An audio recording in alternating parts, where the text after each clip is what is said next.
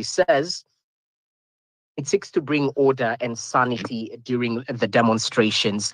Is this the silver bullet needed to bring much needed sanity in our mass action protests?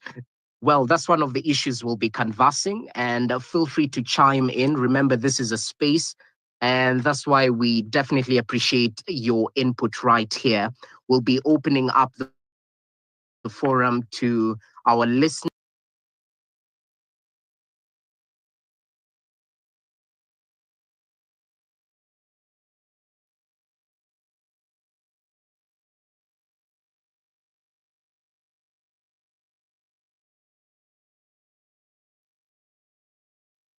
Bulimu, who's a senior pastor at Friends International Conference Church, which is along Gong Road. Will be equally joined by a digital activist known in these circles as KOT Sonko, but he's Marvin Mabonga.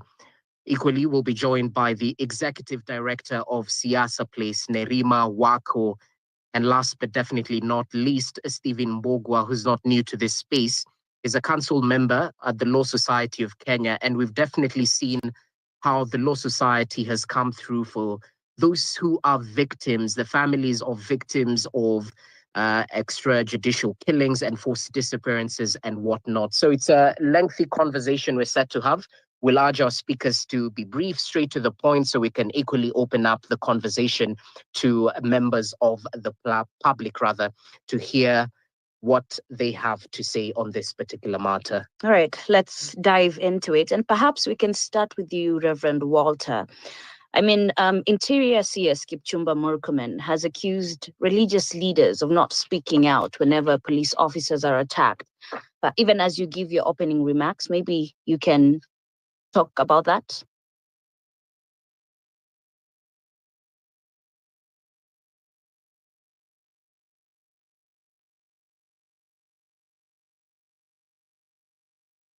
Thank you very much. Just to make a clarification, it is not Friends International Center Conference Center. It is Friends International Center Church on Gong Road. I'm happy to be here this afternoon, and I appreciate the welcome and allowing me to speak to this. It is unfortunate what is happening in our nation today, and I want to send my condolences to all those who have passed on. And it's so unfortunate this is happening at time this. I know at time like this, the church is blamed for either taking a position or not on this matter. But as a church, we condemn killing of innocent people. As a church, we stand with the fact. As a pastor, I see people who have been present have lost their lives. So mine is just to encourage us as a nation and as people. Okay. And if you follow what is guidance has been given, we can be able to give issues and raise issues that have been. So this discussion will be good to open our minds, our discussion, as we look forward for fruitful discussion. I'm happy to be here. I'll be speaking what I think is right concerning this matter.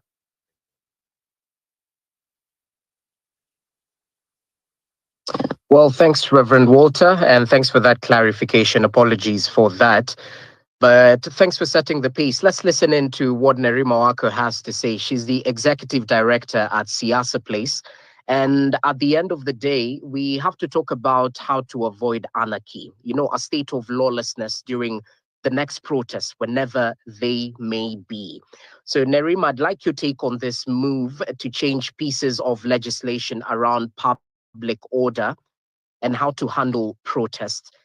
Is this amendment the silver bullet needed to ensure we don't have a state of lawlessness during protests, and to ensure that protests are held as envisioned in Article 37 of the Constitution, where police have a role of protecting protesters from goons who might infiltrate the protest for whichever reason? Talk to us about your take on this particular proposals in terms of changing the Public Order Act, Nerima.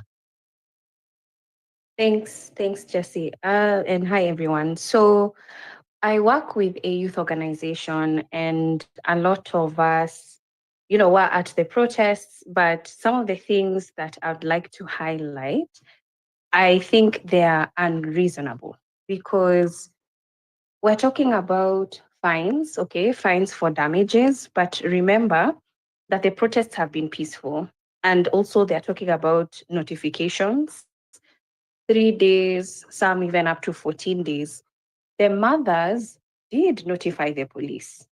If anything, they followed due procedure, and they sat down with the police as well and shared the route that they wanted to take, because they wanted to stop at 4 specific points, where one of them included where Rex Masai was shot, and lay flowers. So the plan was very, very clear. And when I look at this particular document, it's looking for solutions to problems that don't exist as our problems. Our problems are infiltrations through goons. Our problems are non-accountability of the police. Our problems are, police actually provoking, not the protesters themselves who come out peacefully. Our problems are there's no space to actually protest in our city. When you look at history, when you look at the history of even All Saints, and one of the longest, protests that we've seen was the political mothers, the one that we know with Wangari Maathai, and they sat at Freedom Corner to have the political prisoners released. And they were there for an entire year. And churches coordinated to feed them. And even we've had stories of how likes of Wangari Maathai have been stripped. And so the history of police brutality exists in our contexts, but it's different because now we have people who actually want to practice Article 37, but we don't even have a space to congregate. We don't even have a space to sit. What happens when you have Sakaja putting up a fence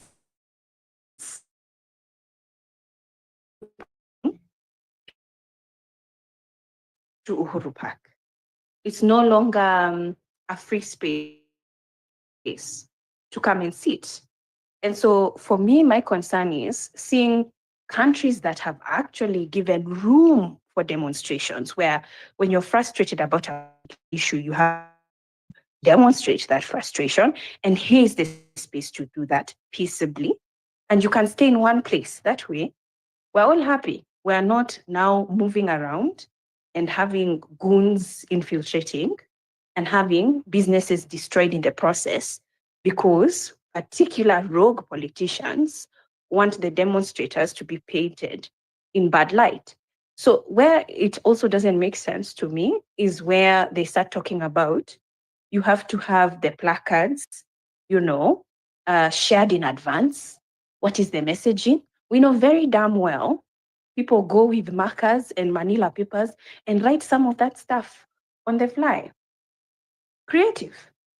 So now you're talking about you want to see this messaging in advance, and then who are you to approve what I've written? Who are you to say you agree with it or you don't? You're now entering another freedom of expression. And then you want us to tell you how many people are coming. You want us to tell us that is the number of people who are coming for the protest. The whole point of a protest is for it to be open. So if the public wants to join, they're free to join. It's for you to create the room for people to join, not for you to have specific numbers.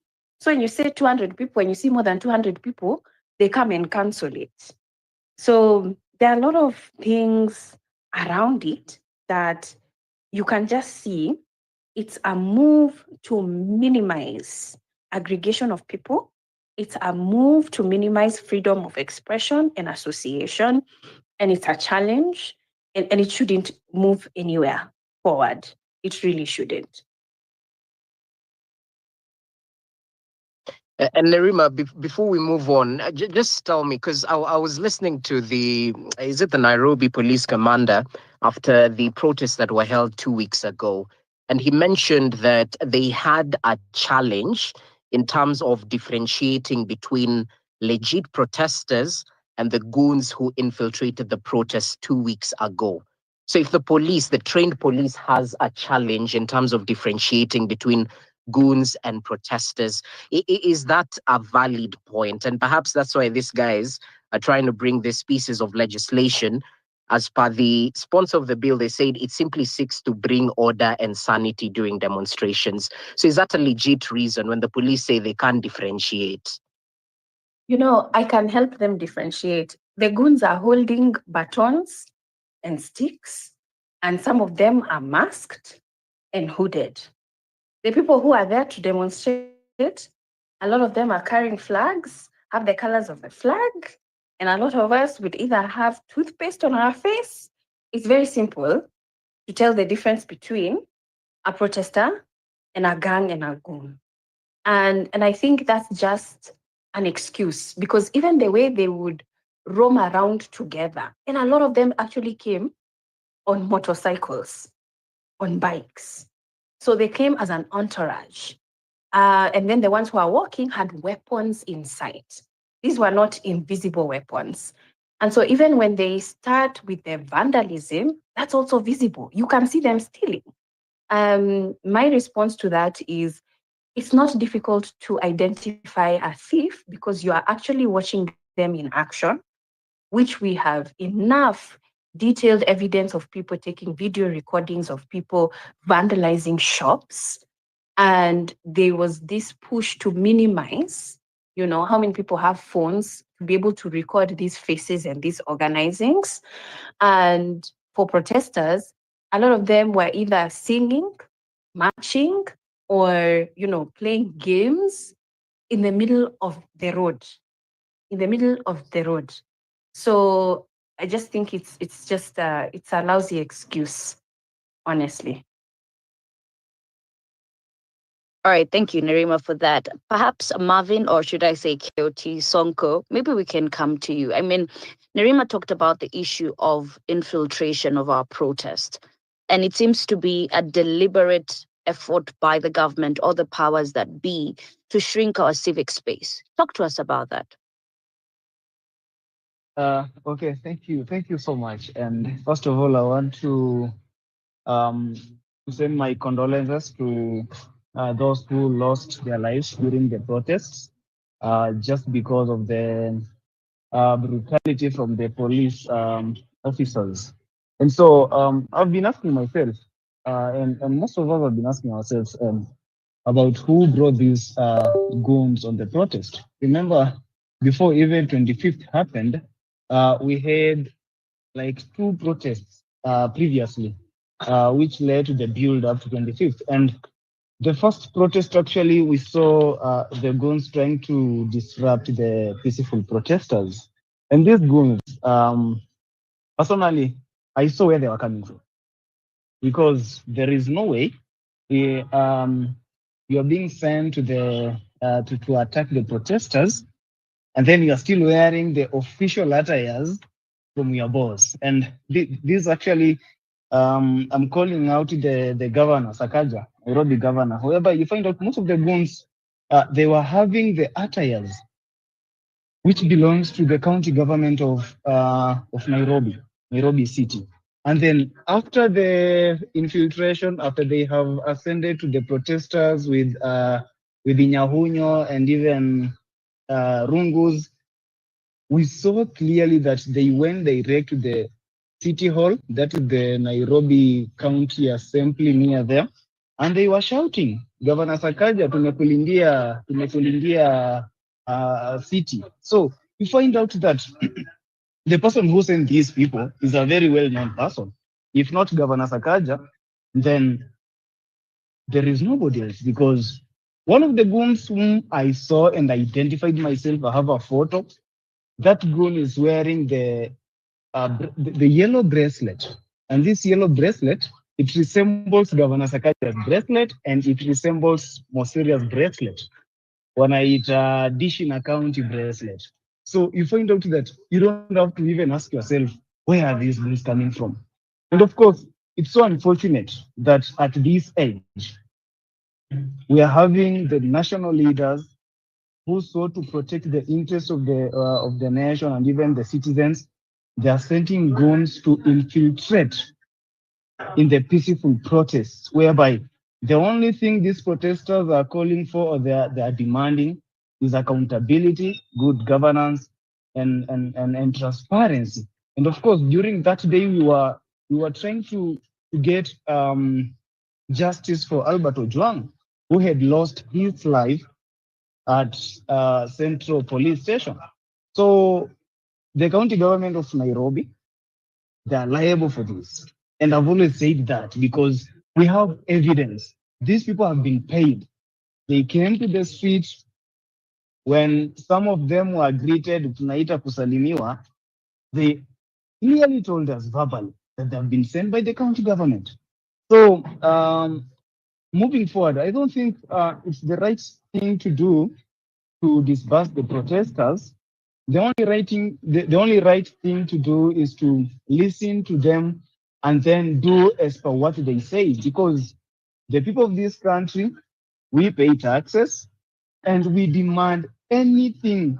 I mean, we demand any answer whenever something of the sort arises. So I believe moving forward, we are not going to have this discussion of go and see and there, because we pay taxes and those taxes are enough to ensure that the protesters are being guarded and they are being given enough space to air out their grievances. Yes. Thank you. Well, thanks for your submissions. And it's equally proper to know that this culture of goons didn't start recently in the wake of the Gen Z demos. Even back then in the early 90s when akina Reverend Joya were in the streets, kulikuwa na kitu inaitwa jeshi ya mzee. So, I mean, it's a culture that is deeply entrenched in the political space we have, and they use it to sort of counter the protests, counter the narrative and whatnot. But I can see Wakili Steve has equally joined us. Wakili, once again, welcome. It's a pleasure to have you with us. We just want a clear distinction of what the law envisages in peaceful protests. I know it's a sort of a cliche question, because I mean, at the end of the day, protests are meant to be naturally disruptive. Traffic will be affected. Normal day-to-day business might be affected, as we've seen with other strikes. Case in point, the doctors or the nurses strike in Nairobi CBD. But what is the role of the police as per the law once you notify them prior? And then there was this excuse of it's hard for the police to differentiate between goons and protesters. So how does their training boil into that?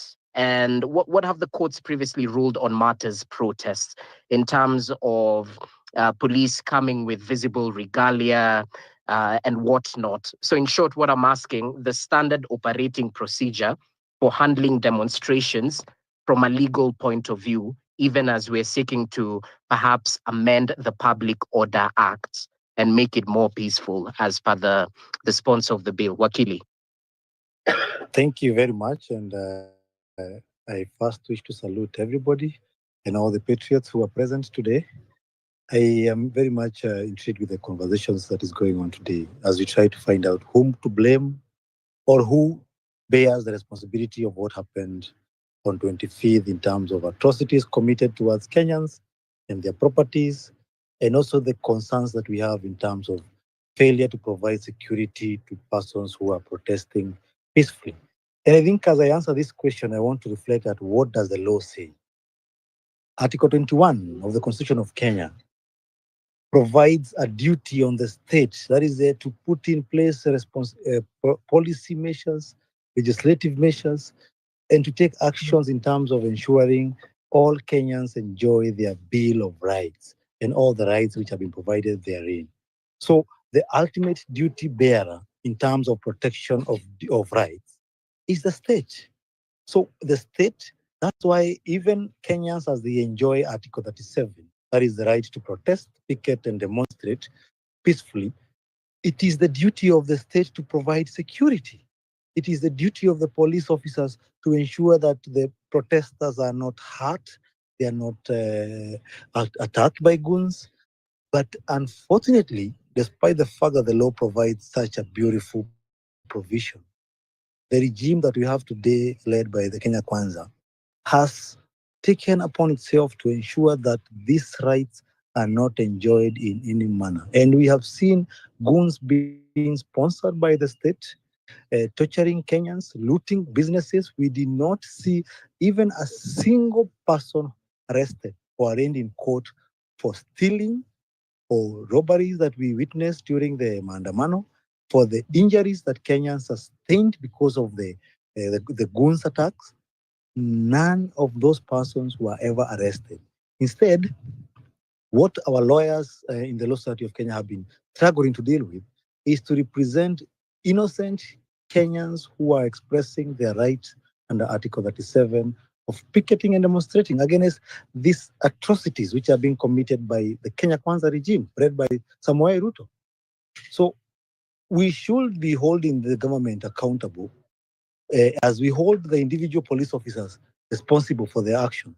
We must also hold the government generally responsible for the atrocities that were committed in this country, because they had a duty to provide security for the properties of the business owners, provide protection to the life of the demonstrators. But unfortunately, that has not happened. Instead, what we witness in the glare of the cameras is innocent Kenyans being shot on the head. For what reason? Because they said Ruto must go, because they said they're tired of the taxation burden, because they have said that they're tired of the killings by the police brutality, through police brutality. So I think our focus should be, how should we take action against these particular state officers?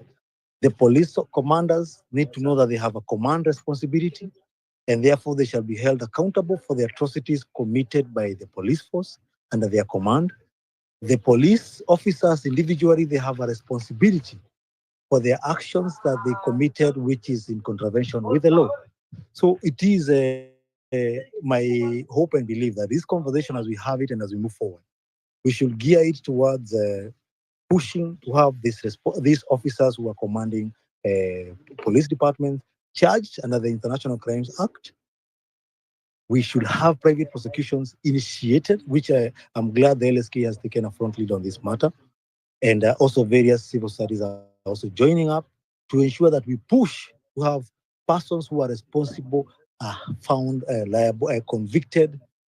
Officers who are responsible for the killings are put in jail. And if possible, unfortunately, the law doesn't allow, they should have been hanged. Because these are people who are totally violating their constitutional mandate. Our officers, if they are any listening here, they need to remember that whatever job they are holding in the police service, it is a constitutional job. And that particular constitutional office, you must respect the constitution and work within the principles of the law. Failure to do so shall be held responsible for those orders that you claim you are implementing. Illegal orders cannot be implemented. Orders to kill innocent Kenyans like Boniface Karaoke cannot be excuses for the killings. Orders given by this particular CS who is below average called Murkomen, that police officers should kill innocent Kenyans. Those orders should not be respected because they're illegal orders. And it's a shame that we have such a member in the legal profession pushing for that kind of thing. And I'm happy that I'm seeing various groupings have started to push for even his removal from office, because these are persons who should not be holding any public office because their conduct do not meet the chapter 6 of the Constitution, the aspirations that we had of people who should hold office in this country. So I believe, and I am very happy that with this kind of continuous engagement, we shall be able to achieve a better country and push a conversation that is going to ensure persons who are responsible, who are state officers for the atrocities committed during the maandamanos, both last year and this year, are held accountable. Thank you. Wakili, before we move on to Reverend, I mean, you talked about the fact that there are a number of people who are arrested and none of them were goons. Just the other day, we saw the DCI boss say that 485 people were arrested. You want to tell me out of those 485, all of them were innocent Kenyans? And as you ponder on that, Wakili, this Public Order Amendment Bill 2025, according to the sponsor, they say it seeks to, sanitize our protests, and bring order and sanity during demonstrations. And we will know of some of the limits that might be introduced if the bill passes, 100 meters from protected areas and whatnot. So I'd like your analysis on it. Does the bill have the potential to violate Article 37 of the Constitution, since it seeks to limit the freedom of picketing? Or on the flip side, it simply seeks to bring order and sanity during demonstrations, because there were businesses that were vandalized by goons, quote unquote. So is this law necessary to avoid a state of anarchy during protests? I think I'll start from there. The bill falls below the expectations of what the spirit of the Constitution aspire in terms of Article 37. Because what we are lacking, or what has been happening in this country, is not lack of order of the protest. It is failure by the state to do what they're supposed to be doing. If you look at how these demonstrations have been taking place, it is our state police officers who have been seen and captured in instances using excessive force beyond what is required. We have had courts in Malindi, courts in Nairobi, pronounce themselves in terms of how the police should handle demonstrators. But unfortunately, we have been seeing our officers shooting down young protesters who are peaceful. Even some officers were even recorded stealing items from shops. And in the same breath, as I respond to the issue of the question of whether the persons who have been arrested by the DCI whether some of them were goons, I think that question, we should be having more information from the police department on the exact offenses that these persons who are arrested committed. Because the unfortunate part is that most of our lawyers are in this court trying to seek bail and free bond on persons who are arrested, picketing and demonstrating. And we should not in any way have a conversation to shield those who commit crime. If someone committed crime during the protest or violated the law, they should be arrested, not killed. So any particular action that stems towards limiting enjoyment of these rights in a magnitude that is also a violation of other rights, like right to life, then those particular actions are illegal in nature. So I would not in any way sit here to support such a bill that limits the right to protest. That is because that is an afterthought which our parliamentarians are known for, of trying to gag and control Kenya. It is time they brace themselves that we have a new generation that want accountability. We have a new generation of people who want to understand what is going on, and they have mediums of communication, which is some of them is the X spaces we are using right now. So they should be open to this conversation, because today they're discussing about the right to Article 37. The next time we shall be discussing about the right to expression, and we shall be having another law controlling how we engage on these X spaces. So we cannot sit here and start allowing people to try and limit our thing. They should be focusing on improving and address the lives of Kenyans and addressing the concerns, because the aspect of picketing and demonstrating is more or less a way of the voter expressing their dissatisfaction with the leadership they delegated their rights to under Article 1 of the Constitution. So if someone who gave you a duty to do under Article 1 of the Constitution and delegated it to you as a member of parliament, then when they are now going to the street to remind you that you're not doing what they told you to do, I think you should not be rushing to parliament to put up a measure or a policy to gag them from speaking, but instead is to address their concerns. I wish to rest. All right, thank you, Wakili, for that. Just to let our listeners to know that we will be accepting the requests. We are seeing a couple, and in case you have a question, please just post it on the comment section, and we'll equally be asking our speakers to respond to it.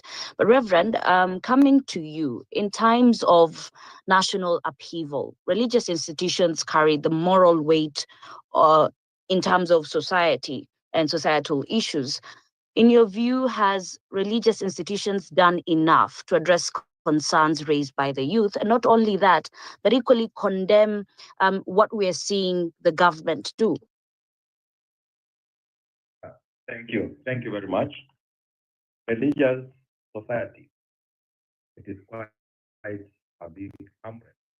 And in this, you find that different religious institutions, different denominations, different churches, and even religious have approached this matter in different ways. I'm happy to confirm that preachers and the imams in the mosques and different places have gone to the pulpit and declared their stand matters that the young people are raising. This is a matter that is affecting not only the young people, that we know. And another thing that we should know is that these young people that we are talking about are our children. These are children who are coming from our houses. Particularly on my side, I have two of them who are of that age. And they're coming from my house and they're raising these issues. So as a preacher and as a pastor, I should not stand on the fence because the issues that are being raised are issues that are making sense, that need attention. So as a church, we can do much. We can speak these people, and we have raised this matter through statements to the government. We have raised this matter through discussions that we have had with government officials. And discussion has been very clear that we should not shoot these innocent people because what they are raising is. And we request the government to give them a hearing. A hearing means they're called, and we should hear the president, the ministers giving statements on the mainstream media, because you cannot call a forum for the young people to are being raised by these young people. So as a church, we give counsel, as a church, we give direction. But remember that whatever we say or whatever we speak, at one point, the government may not be keen to listen or to. That is why you hear them saying that we are biased. And this, that's because we condemn. But now they're changing and they're saying that because and part of that condemned what was happening. We may not have done that much, but we believe that we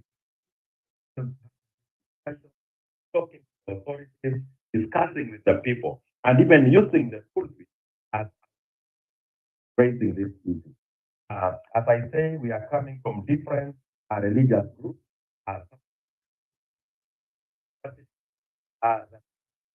Remember, even religious leaders have gone. So it brings.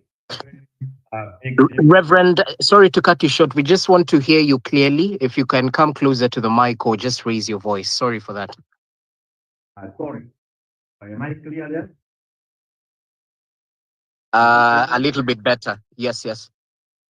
So what I'm saying is that the religious leaders have been divided because there are some who have gone ahead and had a relationship with the government. They have gone to the government.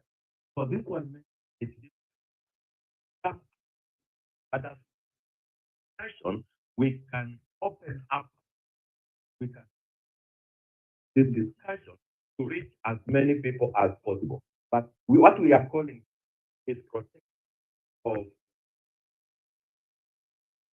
because who has come in as a good, then the government that can take these people and understand to differentiate those right. So as we are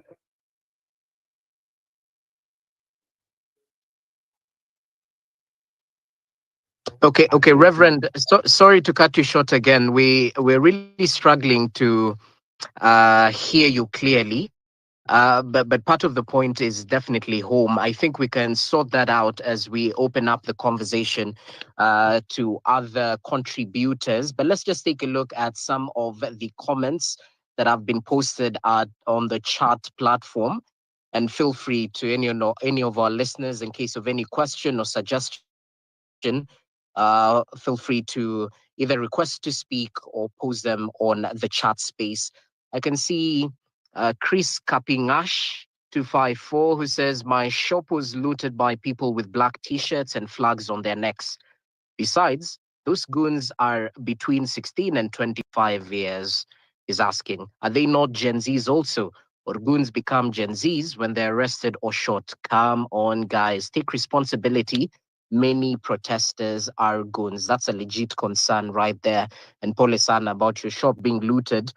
I can see Felix Keter saying if religious leaders would have done enough, then this country maybe would have been in a better position with no violence and other unnecessary voices.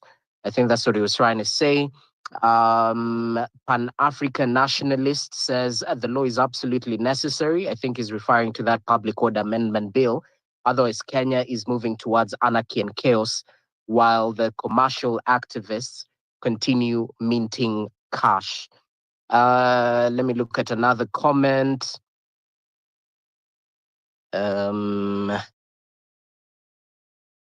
One more. Sorry for the delay. Morwani says if the police were to provide security to the protesters instead of using tear gas on them, it would be much easier to identify and isolate the goons. I recall that at one point, Gen Z were even willing to apprehend the goons themselves and hand them over to the police. We appreciate your comment right there. Papicado says the police are heavily present from roads leading to the CBD to the streets themselves. I don't understand how goons looted and destroyed property at downtown when the Kamkunji police station is a stone throw away distance. They must explain they barred protesters from reaching the CBD. Those are some of the comments we've seen on the chat. Feel free to continue chiming in. That's to our listeners. But let me pose this question to some of our speakers, and perhaps Nerima Wako and Kasongo, you guys can take this up, because at the onset of this Gen Z protest, there were a couple of demands listed by the protesters, and we've had them time and time again revolving around accountability, austerity measures, good governance, and all that. And this year's protest push for justice for Ojwang. What does this justice look like? Is it the monetary compensation we've seen the family receiving? Is it the process in the corridors of justice where some of these police officers have been in the dock time and time again, including the OCS for Central Police Station? And as we answer that, we need to find out the root cause of this protest and whether the government has truly shaken off that tag of being tone deaf. Are they listening to the people? If we look at some of the concessions that were made by President William Ruto in 2024, last year after the protests, has the government walked the talk? I guess that's a big question in terms of the full implementation of NADCO report. I guess that's work in progress. Some bills are still in Parliament. Have we seen the right to peaceably assembly and protest being upheld? These are some of the issues that were canvassed by the Gen Z protesters. Withdrawal of the finance bill by the president, despite the supplementary budgets that followed thereafter, did we truly see austerity measures touching on the budgets to the budget allocations to the offices of, let's say, the First Lady, the spouse of the Prime Cabinet Secretary? Those were some of the concessions made. Did the president walk the talk?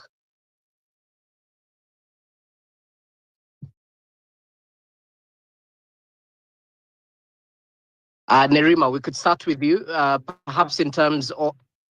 Okay, Kasongo, I can see you already unmuted. So protest, well, what's the value? At the end of the day, did the government, is it a listening government or is it tone deaf in terms of some of the concessions they made? Yeah, talk to us about it. Okay. First of all, I want to take you back to last year when we were protesting against the finance bill. The finance bill, of course, it was withdrawn, but I still feel like it wasn't withdrawn fully because in the supplementary budget, we still had things which we were against coming back. So it wasn't. But remember, the president, when actually we addressed him on this platform, this very platform, the Express, he promised us that he's going to ensure that he cuts the cost of his advisors and, of course, reduce his advisors. Last year, when we were protesting, the president had 7 advisors. But today, as we speak, he's having over 20 advisors. One of them being the nephew to the former Prime Minister Raila Odinga, the son to the youth leader Oburu Odinga. So we find out that this government we are having, it's not a listening government. It's a government that tries to talk to you, but at the end of it all, they show you a middle finger, if I may say. We had students actually demonstrating against the new funding model.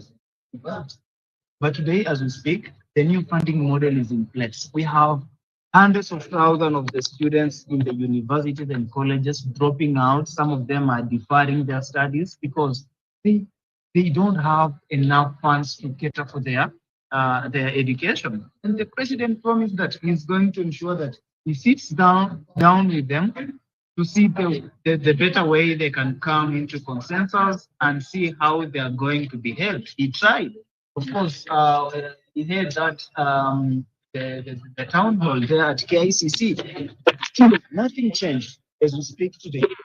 On matter abduction, the president actually promised that we are no longer going to talk about abductions because it's going to end such abduction. And remember, even Justin Lupuri, he clearly told us that when he abducted, he went to the house, and the president made a call, and he tried to do it. But today, as we speak, we have a lot of young people who are missing because they've been abducted. Darwin is not here, is correct, and we don't know where he is today. So, if I might say, because all of what the community has never adhered to, and that's why we are equally telling him that no matter he abducts us, no matter he intimidates us, we are not going to stop to criticize him. We are not going to stop to call out names because that is the only way they can listen to us. And we are still not going to stop protesting because that's the only language that this government listens to. So what we need now, we don't need any explanation from the government. Let them just pack and go. They need to pack and go. And if they're not going to pack and go, then we are going to ensure that we send them back home because they have proven beyond reasonable doubt that they are not able to lead this nation. Thank you so much.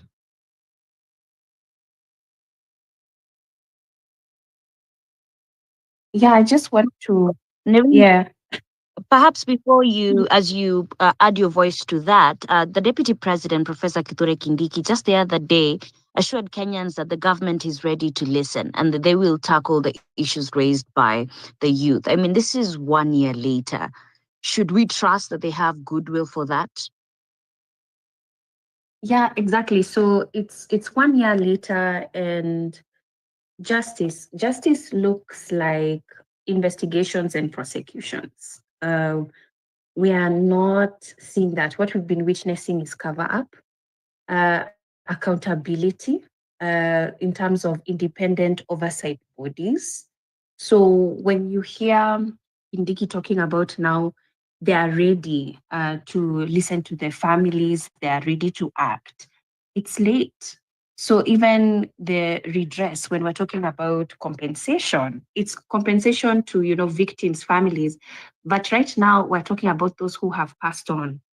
There are members who are now, without limbs. There are people who their lives have changed. There are people who are still in and out of the hospital. That causes physical, emotional, financial harm. And there's nothing in regards to even public apologies. There's nothing even regards to access to mental health care. So it's a lot of things because we've also had, CS Murkomen talk about institutional reform, talking about adding CCTV cameras as if that's going to change anything. They talk about reform of police training, but they are not talking about abolishing these rogue units that no one seems to know where they come from, who they belong to.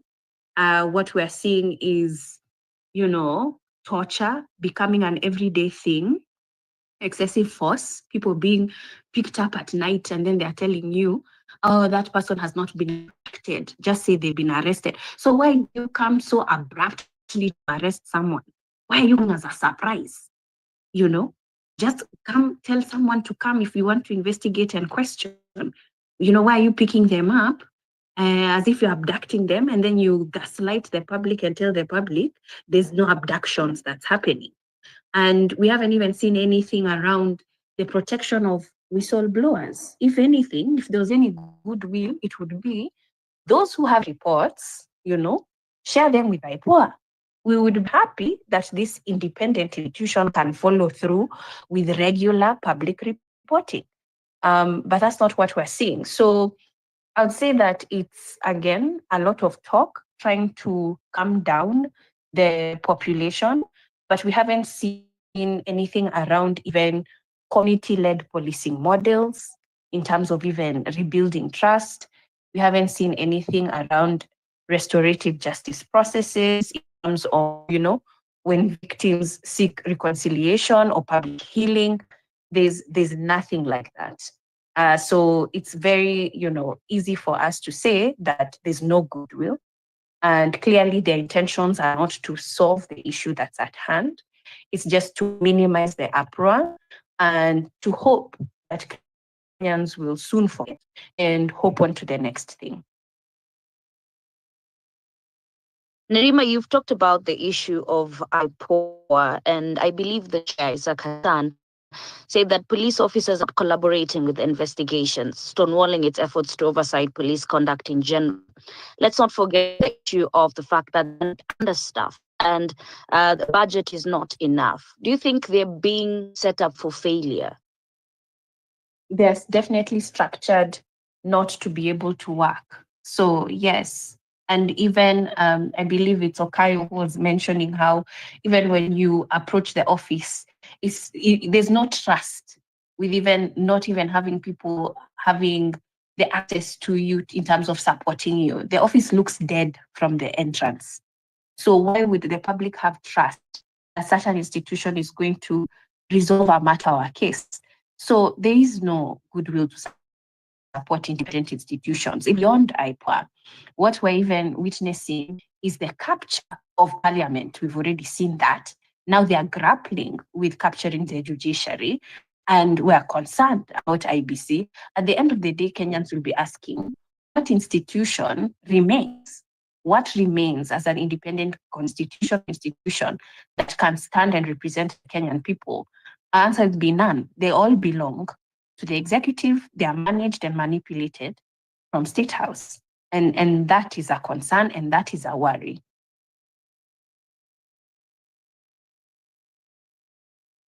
Thank you, Nerima. Wakili, okay, he seems to have dropped off, but we'll continue with the conversation once he joins. And Walter, I'd like to engage you just briefly. We'll be able to hear you clearly this time round, because at the end of the day, the church is the salt of the earth, But there's a section of Kenyans who take issue with the fact that the pulpit is being used time and time again for political rhetoric, despite countless bans in some denominations. How can the church redeem its image, number one? And equally, there's a notion that some of this youth are being used by politicians. How do we emphasize on morality in the context of mass action and protests? I hope I'll be heard this time. I hope I'm a bit clear. Clear, sir. Yeah, thank you. Just matter of technology, I hope it works. Now, the church has invited politicians, but remember, politicians are just members like any other member of the society. When they come to church, they may get an opportunity to speak. The only thing that happens sometimes is that opportunity. So I'm strongly say they don't need to give politicians opportunities. But allow this to happen. So what do? We need to make a standard declaration as a church that everybody is equal. In my church, I believe that all of us are equal. We don't have special places, politicians, and any other person. So when you come to church, you come worship, and you go. And if there is anything that you need to address, then we are guided on how we need to address that. If you are supposed to make a speech, then you are supposed to make a speech that is not political, but that goes with what we are discussing about. Although human beings are not easy to control, so you may allow somebody to speak, and when they get the microphone, they are carried. Maybe what we can do as a church or religious group is to stand with what the bishop of the Anglican said, that a church is a holy place where people should come for worship, politics to be done outside. But remember, again, there is a problem that where we have raised the politicians to be very high in the society, and we believe that they have solutions to some of these problems. But the major thing is for us to make a stand as religious leaders and say that this is our position, of which in some of our organizations it has worked, some it has not worked. On the issue of morality, morality comes from very far, because it begins with the family. It comes up even to the church, where we emphasize on matters of morality. But remember, going to the streets is not immoral, because the Constitution has allowed people to go to the streets to demonstrate and do whatever that is supposed to. What brings the difference is what happens there, because we say that the good come in and they do very bad things. Now, who go in the street and they go with a good reason and they want to do what they want to do it well. But interference from outside, and some of these people who are interfering are being used by the politicians. So if I give you 1,000 shillings to go and do something not good, it is your responsibility to say no. I know there's a problem of poverty, but we can say no. I saw one of the young boys who was in town, and he was beaten. 1,000 shillings he was given could not help him. He remains alone. The politician is in the house watching, and you are suffering alone. So the young people should have principles and say no to the misuse. If you are misused, you suffer alone. So we should emphasize that the young people should know what they stand for. They should know their position. They should know their value. Your value is not 1,000 shillings. Your value is not 5,000 shillings. And remember, that money will not help you. To go and fight your fellow youth because you are being sent by a politician, it is not good. So young people should know their value and stand with their value and understand that their life is personal, not looking for any other person. If you are going to the street because your conscience has sent you, you are only carrying a flag, your phone, and thinks it is okay. But if you are to be misused, then you are supposed to say, no, this is not the right way. You go and you go with sticks and other things, and you suffer alone there when politicians are enjoying their lives. So it is up to the young people to know their position, they should know their values and stand with what is right. And that is what will help them. And our church will continue standing on the truth, because that is what we are called to do. Thank you very much.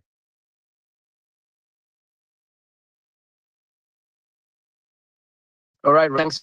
We could hear you way better than last time. And we just want to open up briefly in terms of our listeners who might have a burning issue, suggestion, any way to add value to this particular conversation. We've just seen Limenique K, who has been invited to speak. So Limenique, if you can hear me, it's your opportunity. And I'd kindly urge us to use parliamentary decorum, since this is an open platform. Limenique. Thank you. My point goes directly to. It's a good question, by the way. You are asking for the deaths and looting during protests. Who carries the burden? In my opinion, it's rather a hard question, because number one, we've seen for ourselves, even when you follow on social media and TV, the kind of mobilization that takes place for the protesters to arrive at their protest place is not hard for the authorities to easily control, or rather provide security on those protest sites. The problem usually happens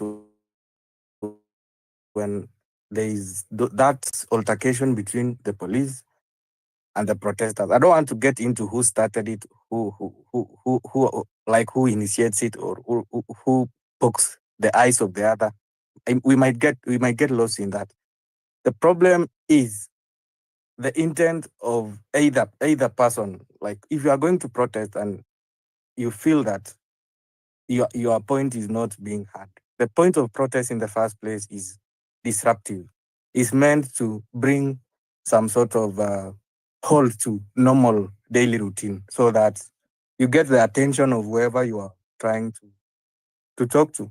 So in this case, if Gen Z feel that they are not being heard, the authorities need to feel their presence. So they need to disrupt their daily routine. In this case, that's now what the Constitution anticipated, some form of disruption. So when it gets ugly into distraction, for the last protest, this is something I noticed. It's my personal opinion. It's easy to mobilize people to come to the protest. But even this goes to the media people. Have we ever tried to follow the protesters when they are going back to wherever they come from? Because there is a lot of gray area in that space. No one really goes. I saw a huge crowd in town, but how did they get home at the end of the protest? Does anyone really know how the people get home? There's a lot of hurting. There's a lot of destruction, and there is blame game, and I don't want to get into that because we might talk till Jesus come as to who is responsible. This one is denying, this one is alleging. So as to who is really to blame, it's more of a moral issue rather than even a legal issue. If you just, we need just to be honest with ourselves. If we want to really bring order, we have to be honest with our intentions. Thank you. All right, thanks. Thanks for your contribution. Definitely raising a serious question. If it's a moral issue or legal issue, I think the lawyers in the group will delve deeper into that. But even as we continue with this, we can see yet another speaker who's requested, a listener who's requested to speak. His handle is Tribeless. So Tribeless, quote unquote, if you can hear me, feel free to chime into the conversation. You have a mic. Thank you very much, seniors. Are you hearing me? Loud and clear, yes. Okay, thank you very much. On demos, I think we need to be checking on every aspect that brings about all these deaths, lootings, and chaos which we normally see. Like into the case of the 25th of this last month, it is typically, and everybody knows that protesters were peaceful, but the government through police brought about chaos, which in turn became chaotic, and the lootings and whatsoever we saw. I heard police spokesperson, Mr. Wino, saying that going into demonstrations. Former police spokesperson. Hello? Are you getting? I was just saying it's the former police spokesperson, yes.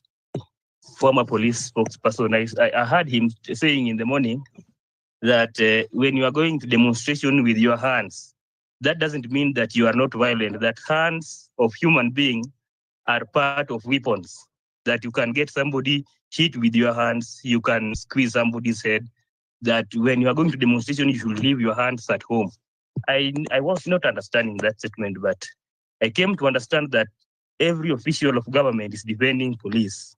And in Kenyan demonstrations, as they have been, as they are, and as they will be, if government through police, they cannot be independent, if they can't come to demonstration to at least see some order and some easiness in the demonstrations, if they will be picking sides now and then the streets will be chaotic always. And I think that the way we are moving on with the demonstrations, every Kenyan has enlightened himself, and all of us now knows our rights.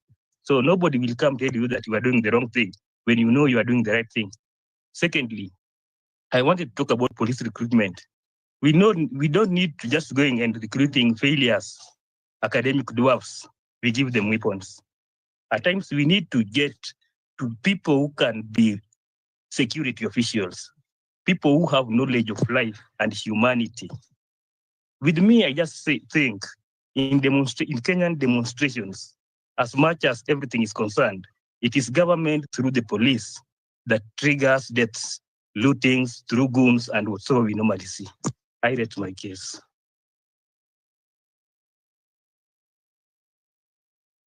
All right, thank you for that contribution. I equally have seen someone else requesting to speak. Mizani 254, over to you. Yes, good evening. And my name is Eli from Mizani 254. And I thank you for setting up this conversation. And I've been following keenly because of some of the submissions that have been made by the Wakili. The first thing actually I love to mention is framing is very important. When we frame a conversation that is public, for example, we are going for the demos, the moment we call them protests, the whole conversation changes. And that's why possibly the police now find it okay to shoot down Kenyans who are peaceful, and we call them demonstrators. So the first thing we need to address is how are we framing this conversation. Number two, we have had enough talk about goons.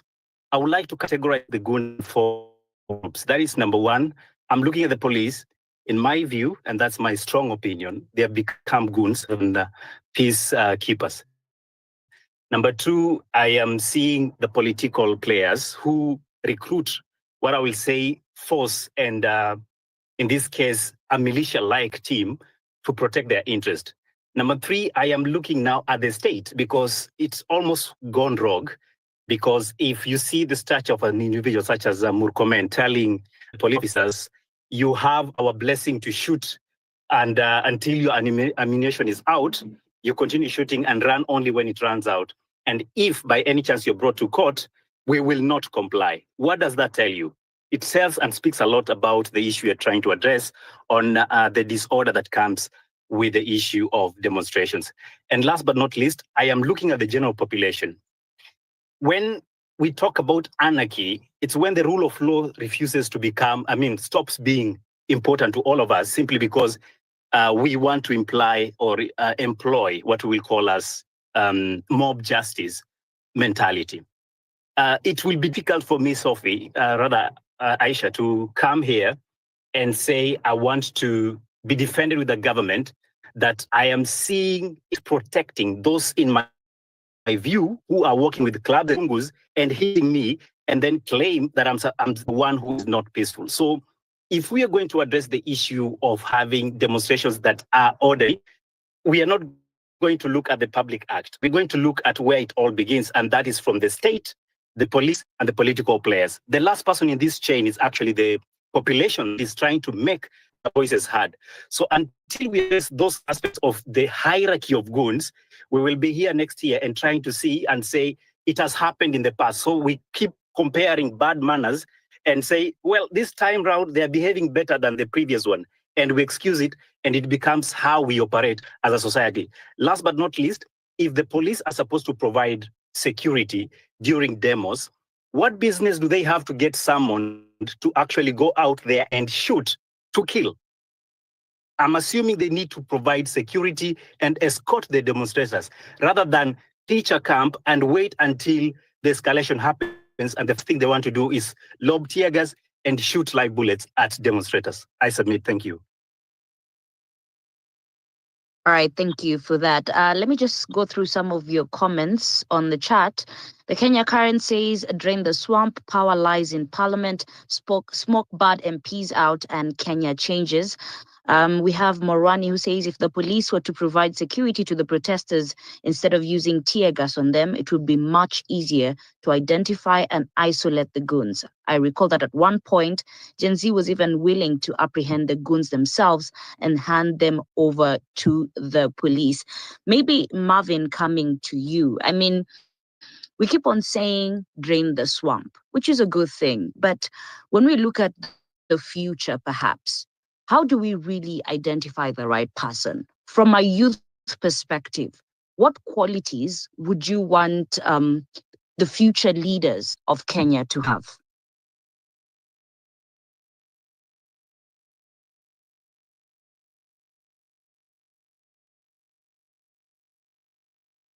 Marvin, KOT Sonko.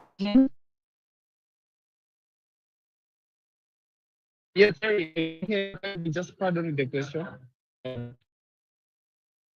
Yes, I'm saying that we keep on saying we need to drain the swamp. Even as we do that, we need to identify the right qualities and leaders. From a youth perspective, what is the right qualities for our leaders, even as we think of the future? Okay, thank you so much. First of all, we've been saying we want to drain the swamp, and most of the people are saying we really need to drain the swamp. They are not doing it as we speak, but we have a good team of the young people and the likes of Akina Shakira and Nyamisa.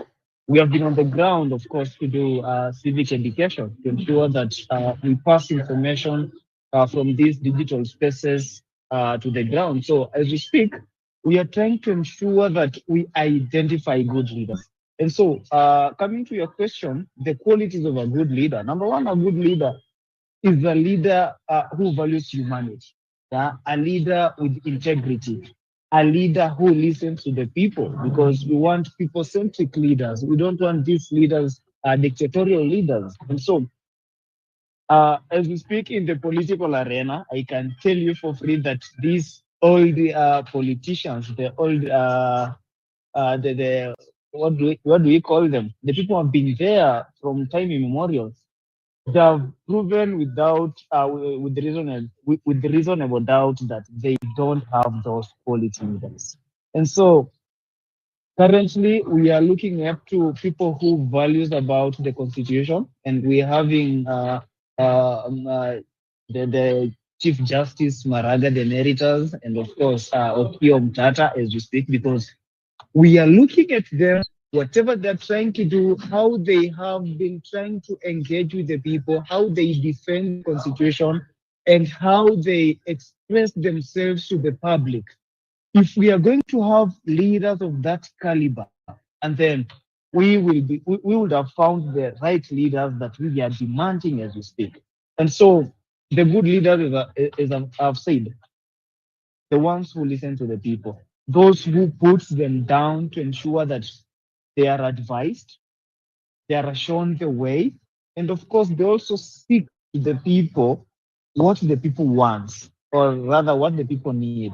And so, on the presidential election coming, next election, you'll find out that you already have the leaders for that. So what we are doing as the young people now, we are going to the ground to nurture young leaders who can occupy the parliamentary positions.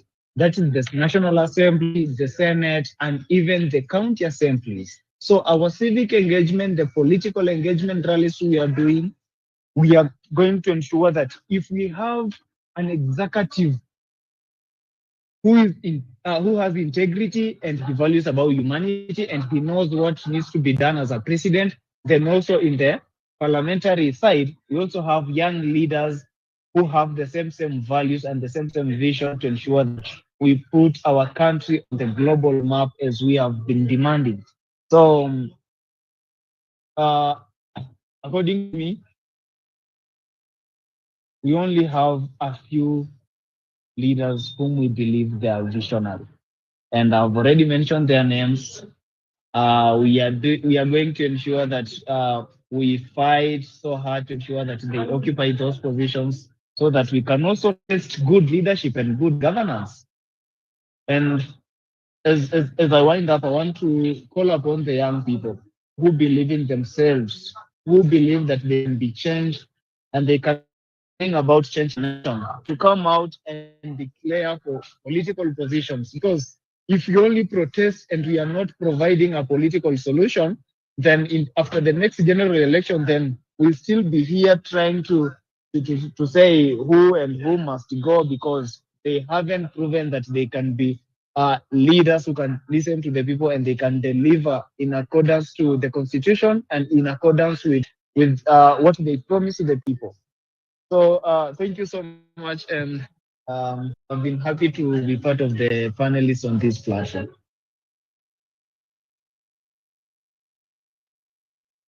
Okay, KOT Sonko, don't go yet though. We're still continuing, but thanks for your submissions right there. And Rima, I'd like your take on this, so that we avoid a culture of tokenism and what is it, a lack of accountability in instances where human rights violations are violated or human rights are violated during protests, especially through police excesses. How best to go about the compensation of victims of police brutality as far as back as 2023, 2024, this year, equally, because we had the CS Interior while visiting CBD downtown.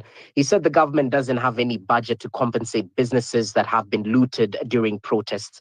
Yet, at the back of our mind, we still remember one of the 10 points for the MOU between UDA and ODM sort of was on the right to peacefully assemble and protest, which included compensation of victims of past violations.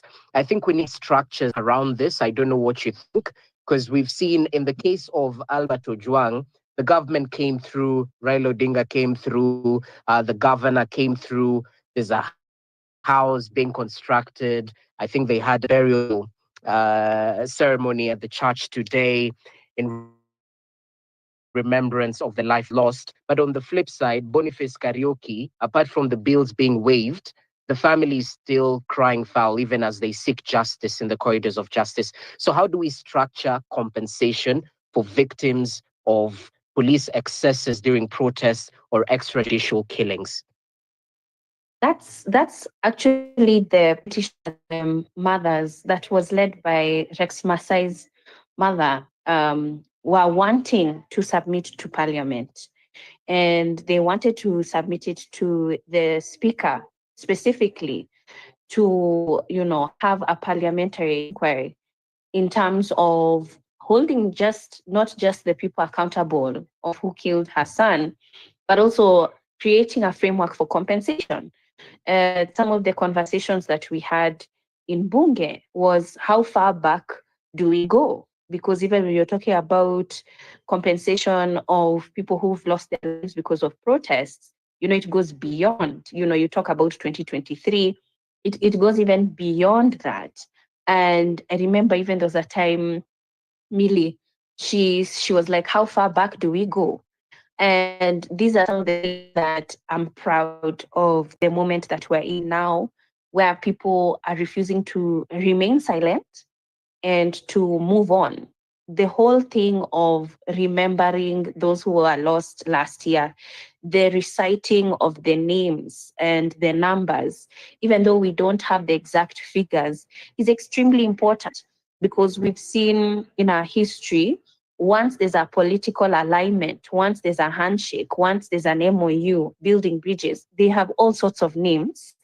We forget about the victims and we forget about the families, and then we find ourselves in the same situation where people are pushing for a more responsive government. So I believe that this is the generation that is sticking to it, and I hope that they continue to do so, because you begin to question, how is Kenya on the front runner to sit on the Human Rights Council when in her own country we are seeing human rights being violated? These are the questions that are coming out. Remember, we're also speaking about a moment where UN is rethinking in terms of moving, and they want to change their headquarters. And Nairobi is one of the cities that is in the front runner for that.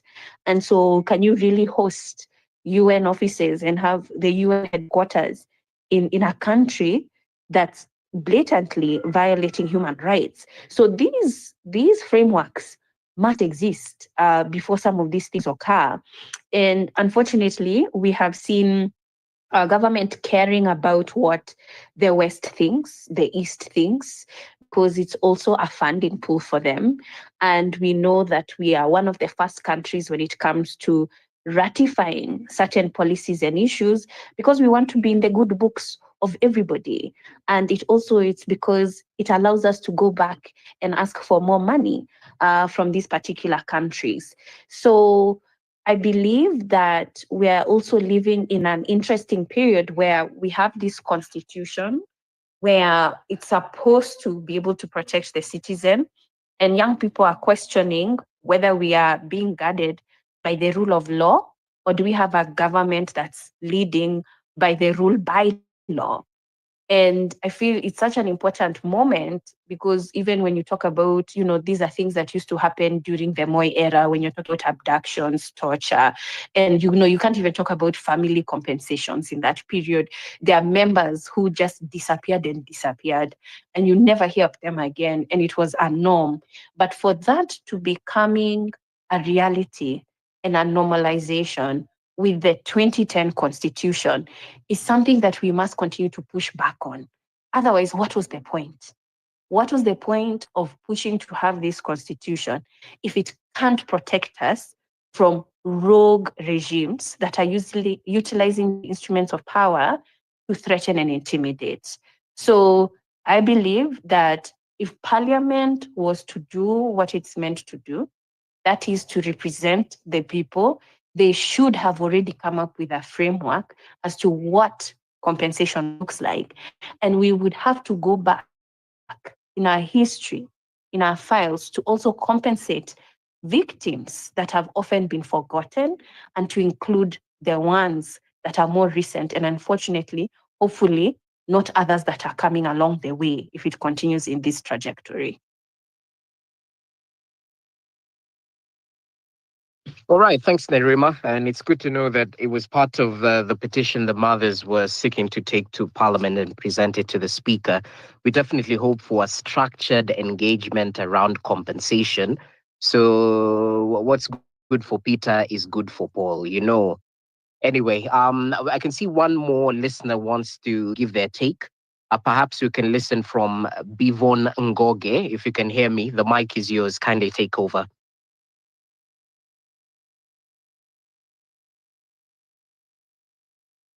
Bevon Ngoge, if you can hear me. Okay, I can see a thumbs down. He's all good to go, I guess.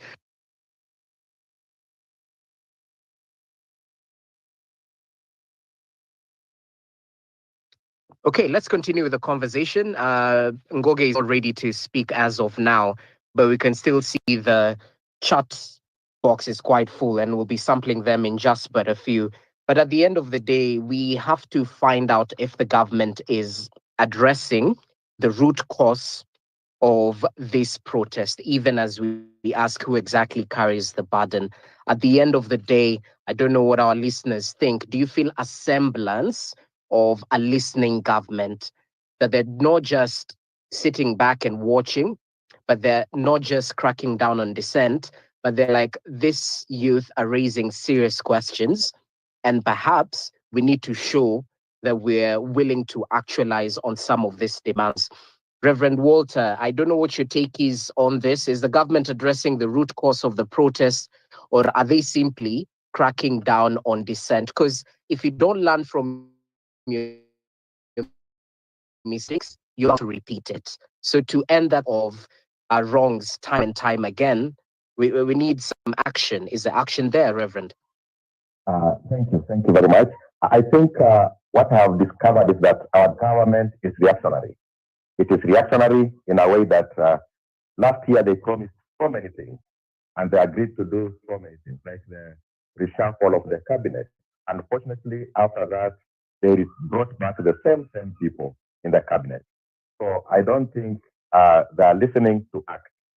Number two, they promised to reduce the advisors to the president. But every time they keep on increasing and increasing and increasing.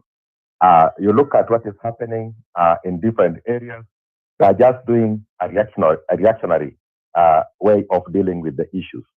So what I could advise is that if the government could listen, after listening, they do what they have promised instead of being reactionary and blaming.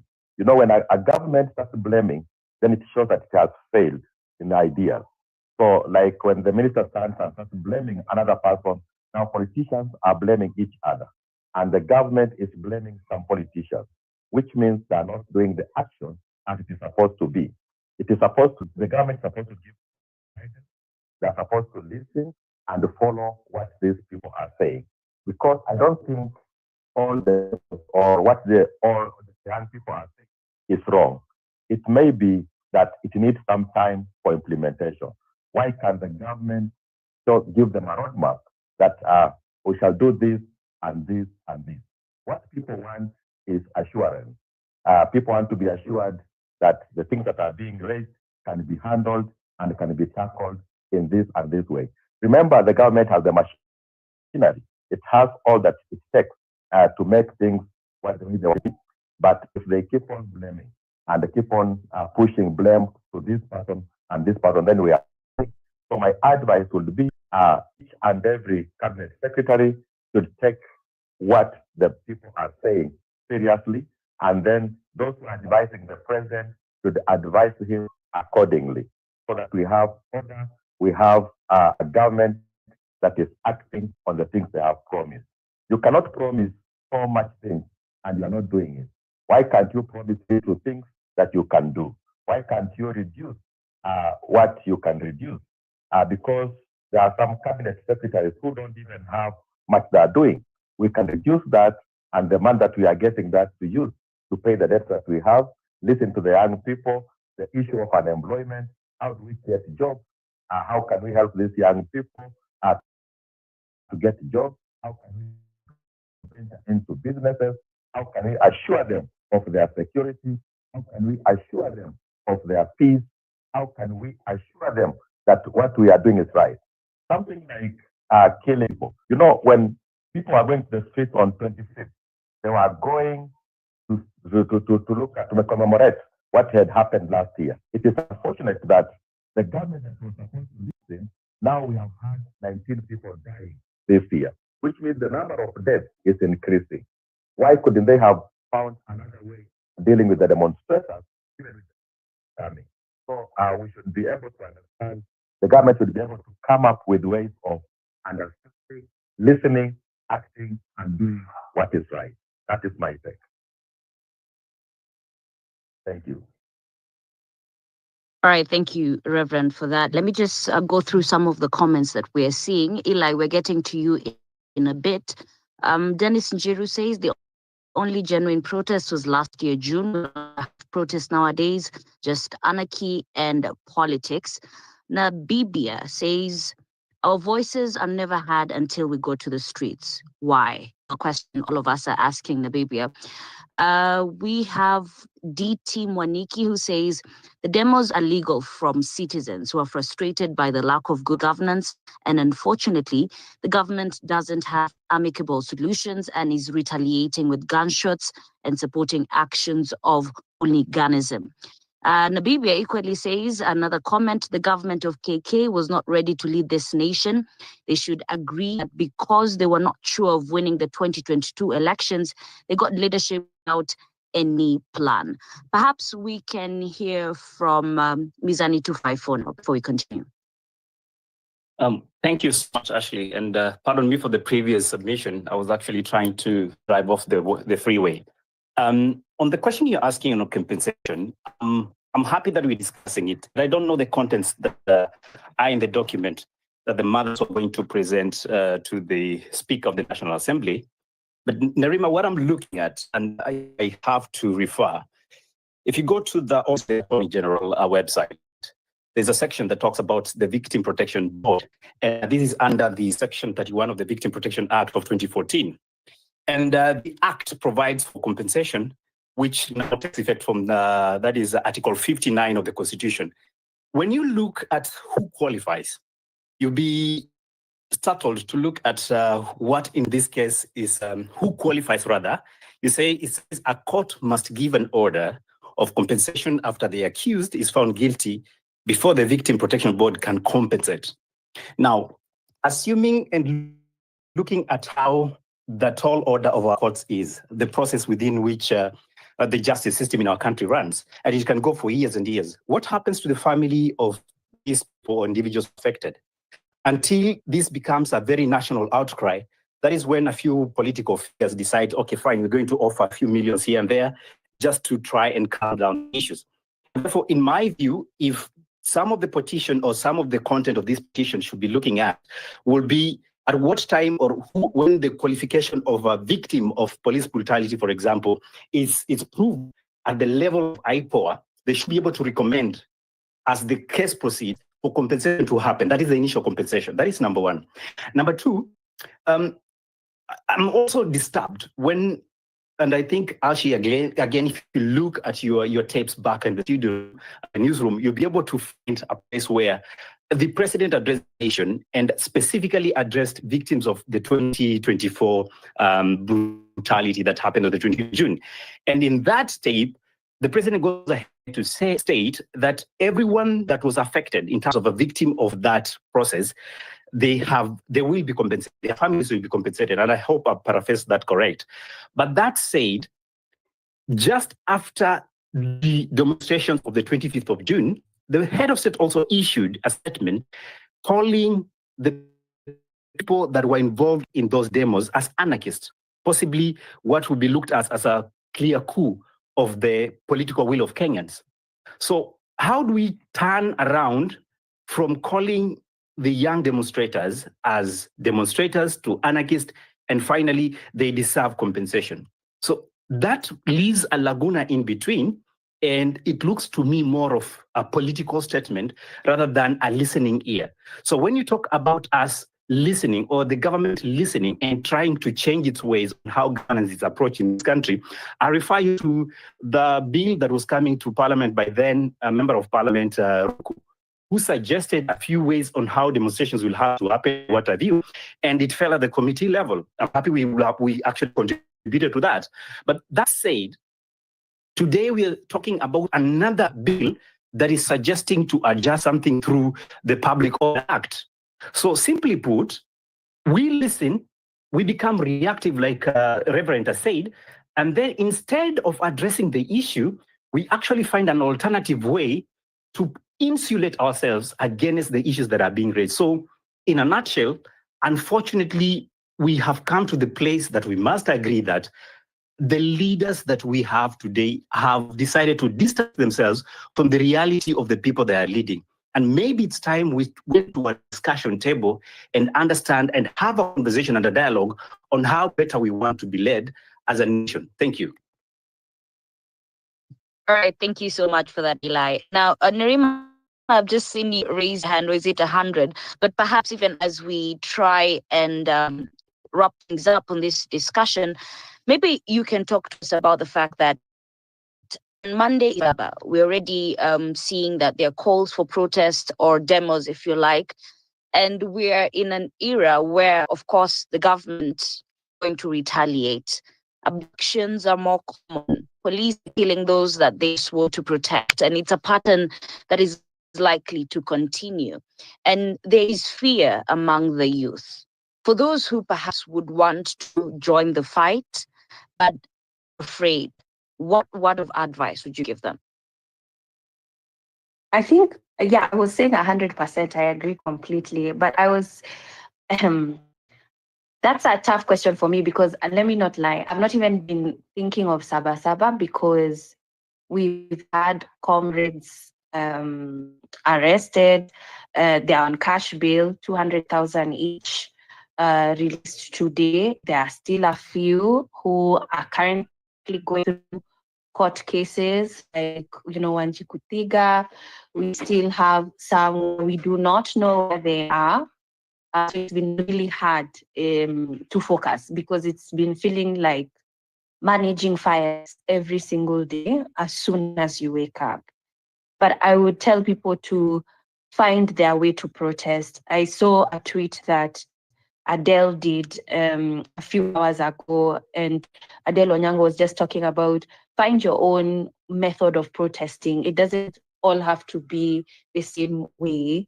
and sticking to it. I'm not going to tell for all of you end up on the streets because even it's a risk. The fact that even there are so many women that were raped, it's a very scary thing. But I would say deplatforming these politicians is removing their power. We have to go back to where they no longer have audacity, because what we're seeing is them speaking with so much arrogance once again. To be able to see someone publicly say in a media interview that things that were being pushed for to be removed in the finance bill last year, we found a way to sneak them in anyway. That sort of statement just shows you there's no sense of care, regard, responsibility. And I think occupying churches was such a powerful movement to begin with. We need to go back there because, politicians use these platforms, unfortunately, and they abuse these platforms to campaign and spew hate and to also misinform the public. I think it needs to go back to where they're afraid of addressing the public because the public is demanding answers from them and they want to see more action from them. So find your way to protest every day in the way that you feel that you're adding value, is what I would say.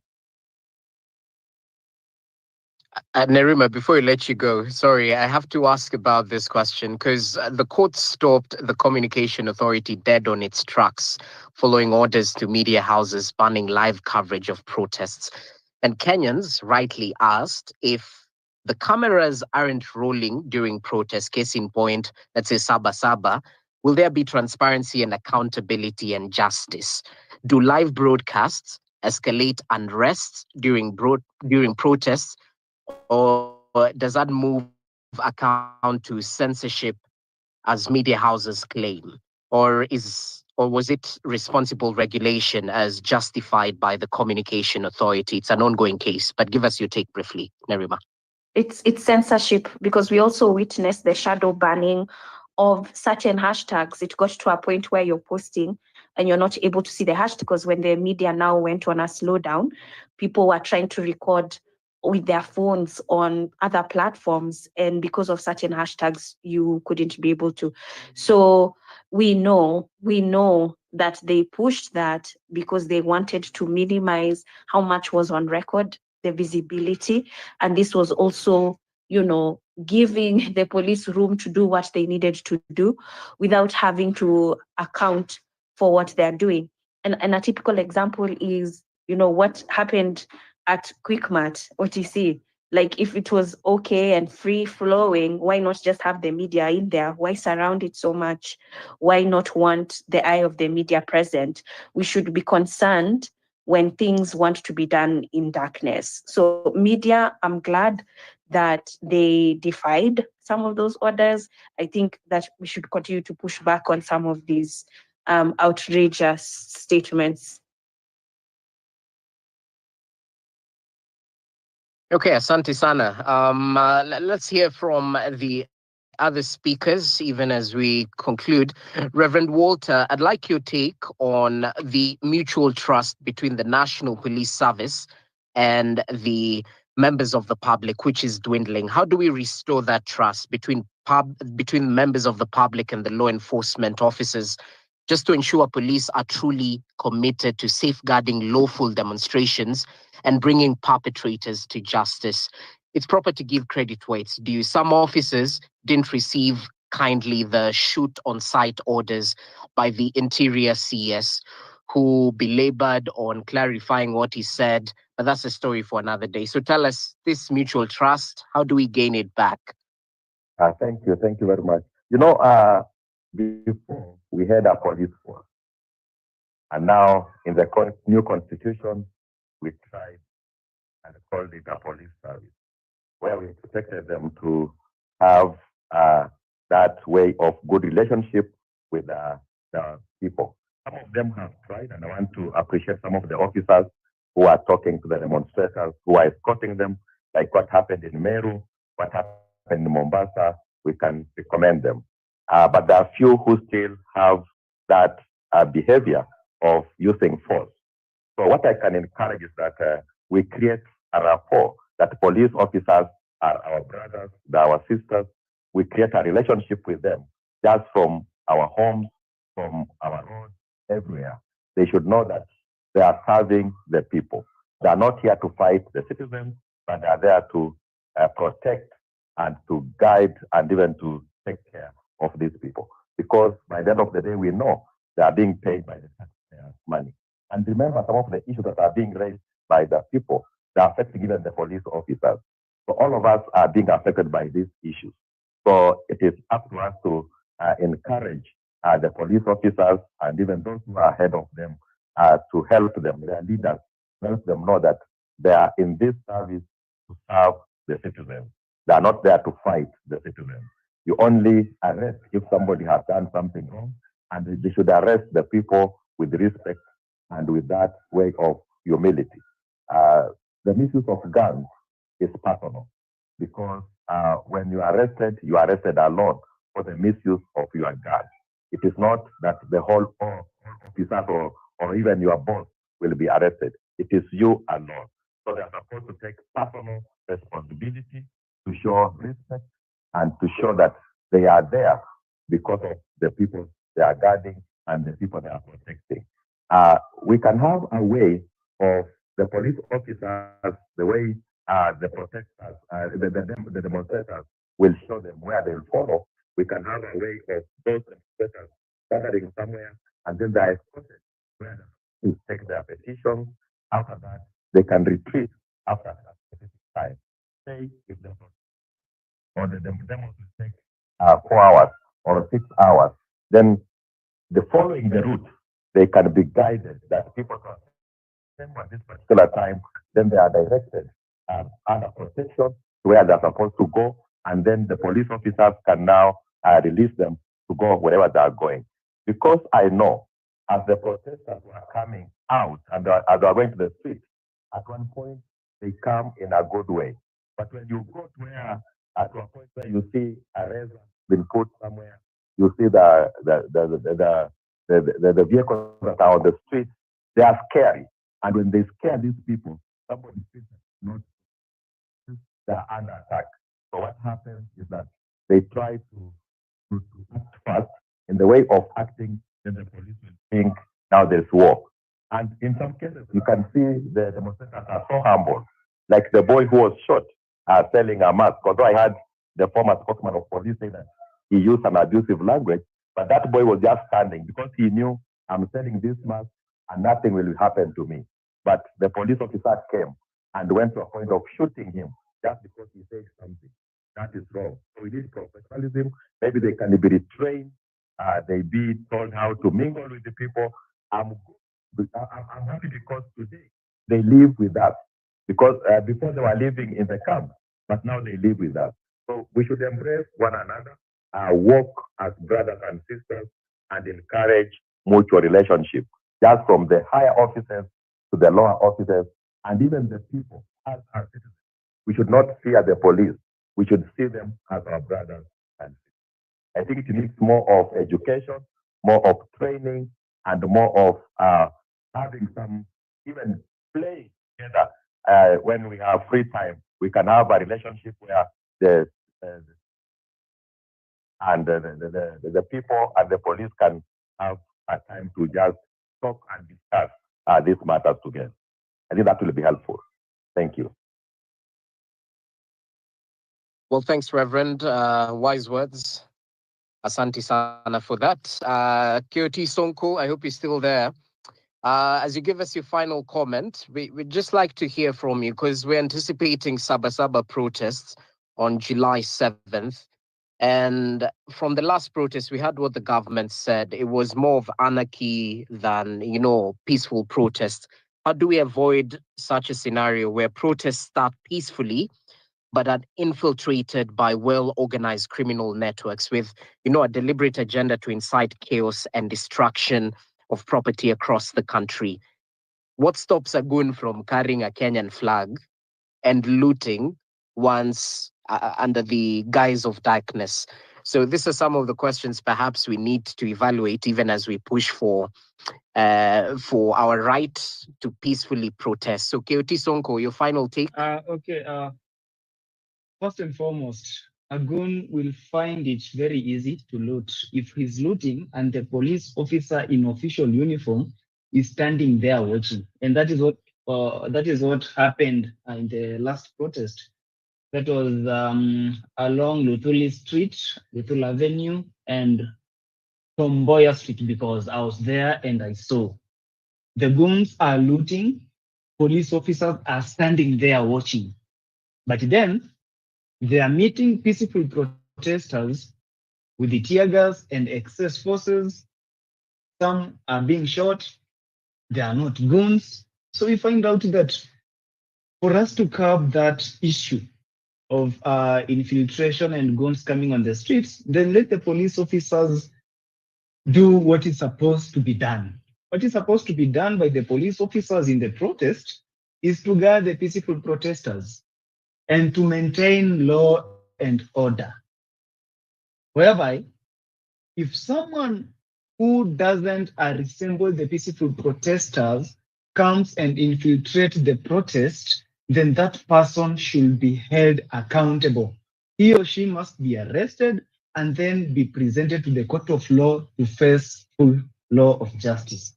And so, moving forward, what we need to do is we need to ensure that we even guard ourselves. And that happened in the second protest, whereby we had to counterattack the goons in the protests because the police officers were siding with them. So it's up to the National Police Service, the DCI, and the government of Kenya to let us know whether the police officers are also goons or they're meant to protect the peaceful protesters. We saw what happened in Eldoret on 25th. A lot of goons on the streets carrying Mipini Zajembe, and they were being escorted by the police officers. They are attacking who? They are attacking the peaceful protesters. I do like what happened in Mombasa, because in Mombasa, there is nobody who organized the goons. And that's why the protests in Mombasa, they were so peaceful. The protesters in Mombasa, they marched across the streets all the way from Pembes and Ndovu to Saba Saba, carrying the flags and the placards without interfering with anyone on the streets. And so the protests were very peaceful. But if I may ask, if the goons came and infiltrated that protest in Mombasa, would it have been a peaceful protest? No. So moving forward, the police officers, they must ensure that they refrain from being used by this rogue regime to protect their interest. We as the people, we do love our police officers because they give us the security, but it's so unfortunate that some of them, if not most of them, they are being used. They are being used by the political class. They are being used by Kasongo himself. They are being used by Eliud Lagat, wherever he is today. And so they come into the protests. They don't think beyond humanity. They only think about what they're being promised. And so they're doing what they are doing. As we speak, we have a lot of people now lying in the mortuary. Some of them are deep down beneath the earth because of the police brutality. So what we need to do is the police service, they need to realize that they are no longer a force, they are a service. And they need to ensure that they provide service to the citizens of this country. We as protesters, personally, have always been in protest. And if Saba Saba is going to be there, 100% sure I'll be there, because that's the only way I can raise my voice that the government can listen to. So they need to know that we are not fools, we are not innocents. We see what happens. So let us maintain peace because we have always wanted that. If 5,000 people were on the streets and nobody counted them with tear gas and rubber bullets, then everything will be peaceful. So as I drop off, ladies on the platform, on the panel, they are really requesting that they need to have some airtime to air out their grievances on this platform. Wanasema wameona tu Nerima peke yake jamani, tusikuwe na hiyo, tuchukue na gender disparity. So back to you, the host. Challenge accepted. Thank you so much, Marvin, for your contribution. Even as we try wind up, Limenik, I don't know if you have any last words, but I know Tribeless had raised his hand. So Tribeless, we can hear from you. Sorry. Okay, thank you very much again. As I had stated earlier, it is clear and it is in public domain that the deaths, the lootings, and everything that normally happen, finally, they normally happen from a point of view that they are coordinated and organized by the government through police. This is because when we are going into a peaceful demonstration, as we are now organizing for the Saba Saba, somebody somewhere is now busy recruiting police on how to shoot and kill. So when we are beyond the demonstrations, how can you trust a police officer who had gotten something, 2,000 shillings to shoot and kill somebody? It is not fair. So what I'll be telling my fellow Kenyans on the Saba Saba, let us just come out in large numbers and let us not fear the bullet. Because at the end of the day, hakuna mtu alizaliwa hapa duniani atabaki. All of us, you will die. Some of us dies when sleeping on the beds. So let the police know that we will be going out for demonstrations that day, and we will be going for our peaceful demonstration. When we mean peaceful demonstration, we only have a bottle of water, a flag, Kenyan flag, and a mobile phone, perhaps with data. So we don't have any other thing. So whoever is coordinating or organizing the police to come and provide security, let him also tell the police to abide to the code and conduct of the police. Let police not think that they are employees of a certain politician within the state. There is no police officer who is employed to be a worker or an employer of an individual politician, be it the president, the deputy president. And it is high time that we may check on the leadership capability of the police, starting from the IG to the DIG to who takes an oath and lies to the Senate and lies to the National Assembly. So these are the leaders who are leading us. And I know some of them, some of their spies and the DCS are here in this platform. Let these things into your minds. You are human beings. You came into your mother's wombs. You never write an application that you are coming to Kenya to be a security officer either in the DCR or in the police. You gotten that privilege to be in security department, to provide security for all Kenyans. There is what you swear. And I tell you, the blood of the Kenyans that you have killed and that the one you are planning to kill, they will only rest on your doors. We are fearless, we are tribeless, we are leaderless, and we need peaceful demonstration, we need police to be accountable, and we need everybody everywhere to know that liberation is a process. It is a process that no one with no might can defend. Just let me rest my case. Thank you. Thank you, Tribeless. Limenik, I'll let you have the final say. Okay, thank you. So my final say is as we prepare for the Saba Saba protests, demonstrations, or whatsoever, if they will be there, I know it won't be among the last protests we'll have. I'm sure we'll have future protests of some sort. So the police was once a force, and we are trying to get them to be police service. I'm afraid it will take time, but that's not my biggest fear. My biggest fear is that transformation of police from a force to a service is going to claim more lives. That's the sad reality. Thank you. All right, asanteni sana. Well, Limelek seems to point to the fact that we've changed from force to service on paper, but in terms of the services by the police, they're still forceful with it. Anyway, asanteni sana. I hope this has been of value to all our listeners. We definitely appreciate your support. whether you were silent, whether you uliweza kuchangia kwenye chat, ama equally given this the mic to speak. I hope more of these discussions can, come forth with forthcoming resolutions in terms of how to move on as a country, and perhaps think of this as you doing your due diligence in terms of public participation. So we definitely appreciate your participation right here, right, Ashley? Definitely. And of course, just to let you know that we'll be holding this space every Wednesday, same time from 4 p.m. to 6 p.m. We'll equally, if you want to be a speaker, you can always reach out to our standard digital page, DM us, and of course, we'll consider you. And let's all learn together. After all, Kenya ni home, right? Exactly. Well, be safe. Have a good evening. We'll see you next week, same place, same time.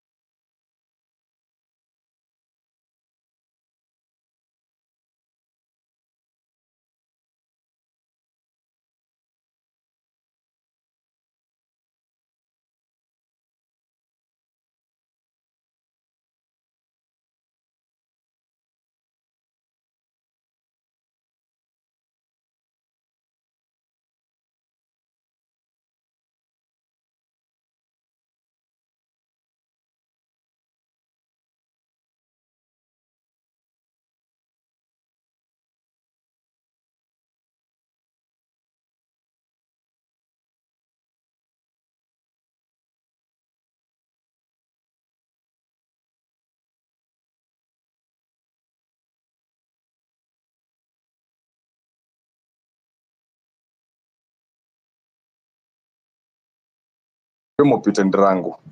Huyu kijana like alikuwa amechapwa vibaya. Huyo ndo kwa hiyo maandamano ya Tuesday, huyo ndo alikuwa ameumia kabisa. Huyo ndo mtu tu peke yake alikuwa alipaka kwa life support machine. Huyu kijana alikaodi mpaka like for 5 days hivi kama sijakosea. So alivyokuwa discharged, huyu ni mtu anatoka Naromoro, hakuwa na mtu Nairobi, alikuwa tu amekuja kwa rafiki. Na kule Naromoro pia anaishi na nyanyake wenye hawana kitu kabisa. Na alivyofika Nairobi kwa rafiki yake, like sasa nataka kutafuta hasoli yote ile, akajipata kwa maandamano na akaumia. Ndio huyo ako Kenyatta. Alikuwa discharge, alihave kukaa siku 2. Nienda tu Kenyatta hivi. Na hizi organizations sometimes mtanisamea, but sometimes they are very useless.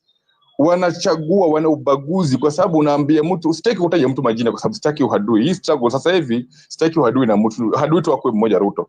But sasa tukianza kutaja majina itakuwa ni kama kutafuta uhadui kwa sababu mtu ukimwambia ukweli atabeba kama bifu, yule anachomea jina, but hiyo ndio ukweli.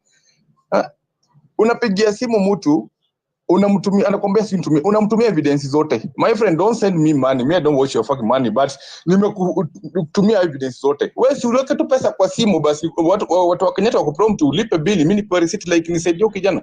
Mtu anakuambia ngoja kidogo, alafu unakuja kwa page yake hiyo mtu. The same unapata hapa amesema wale watu wako Kenyatta wachane na wao, Kenyatta ita wave bill. Sasa hiyo uko ground hapo, kuna mtu anataka msaada. Like unampigia simu mtu hashiki.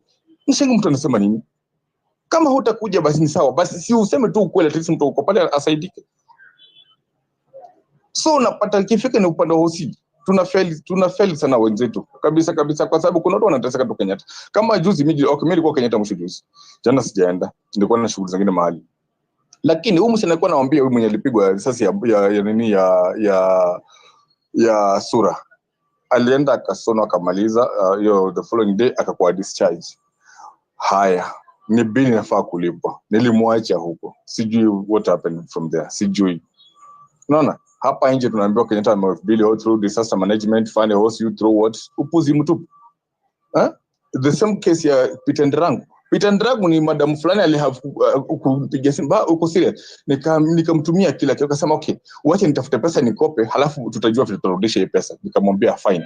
Alituona ni pesa, akanambia sawa, nimepata pesa niko kwa simu. Nikamwambia wacha kuprompt sasa ulipe. Nikamwambia sasa hii nimepiga line sawa, sasa mimi ndo naenda kulipa sasa hivi. Nikaandika namba yake hapo kwa form, kwa nini kwa bila hapo chini, nikapeana hapo, wakamprompt akalipa. Mimi nikatoa receipt nikasema, akanambia ni sawa.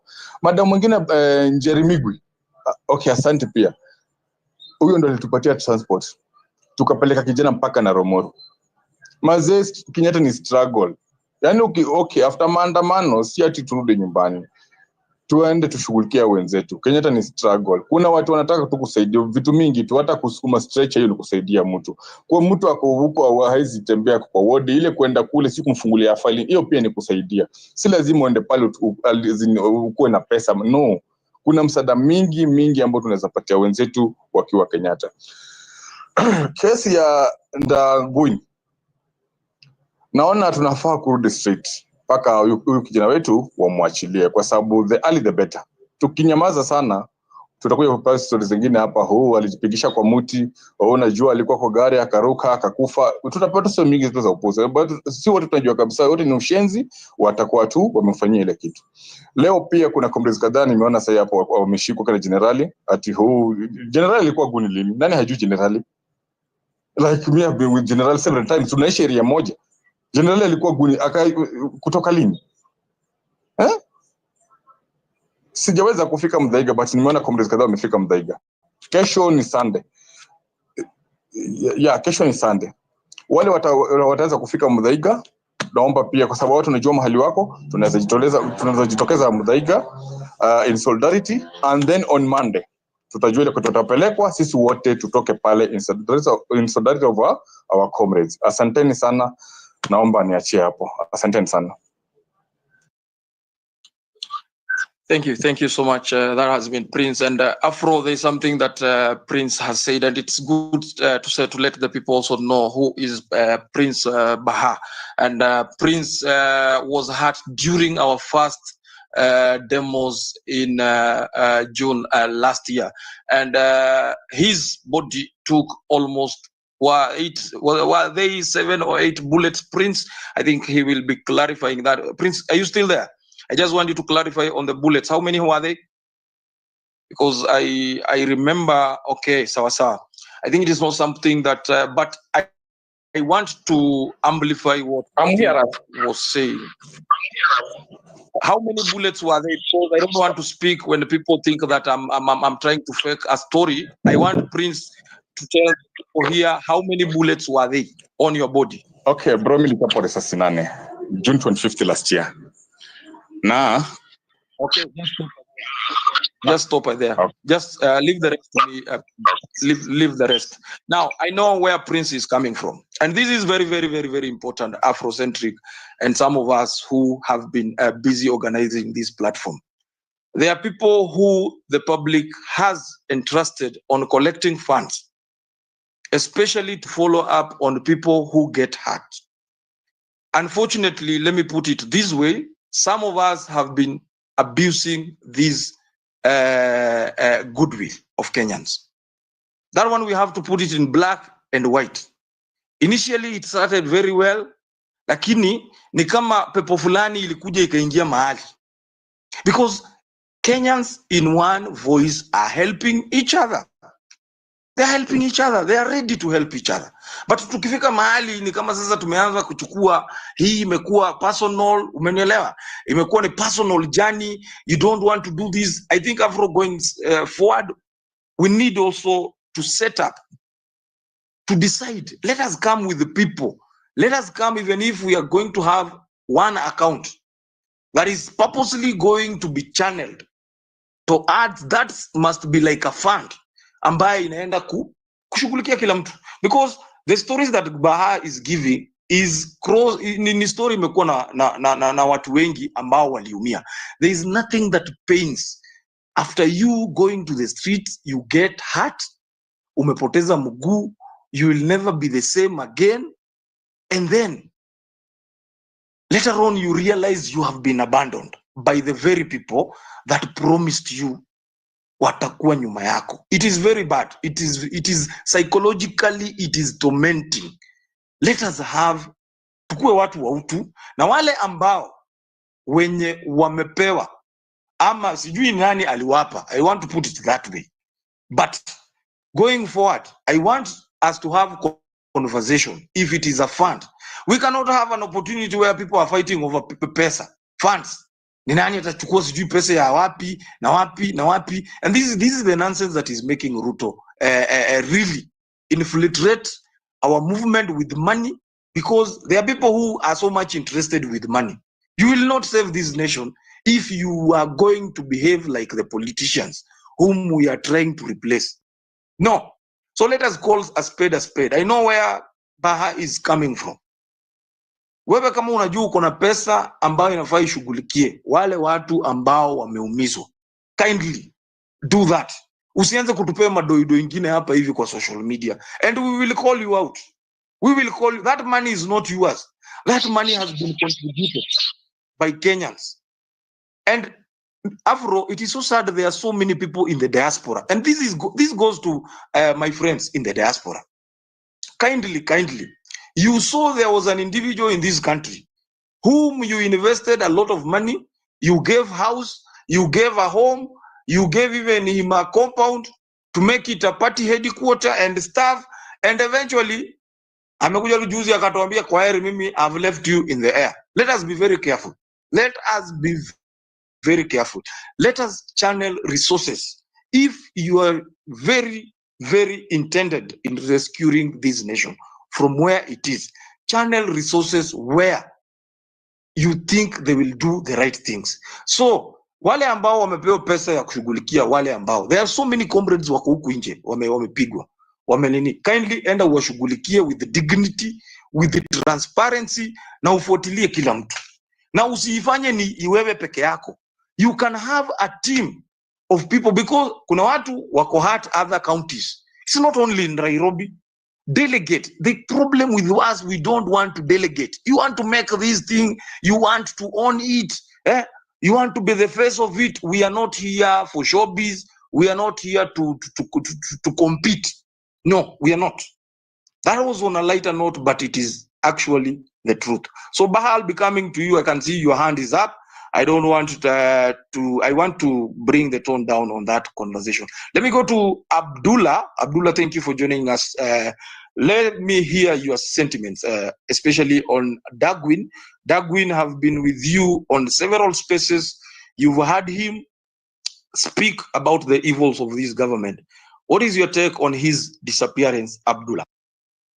Yes, thank you so much, Rasji, Afro, and let me start by first shouting you guys because I woke up when this space was running.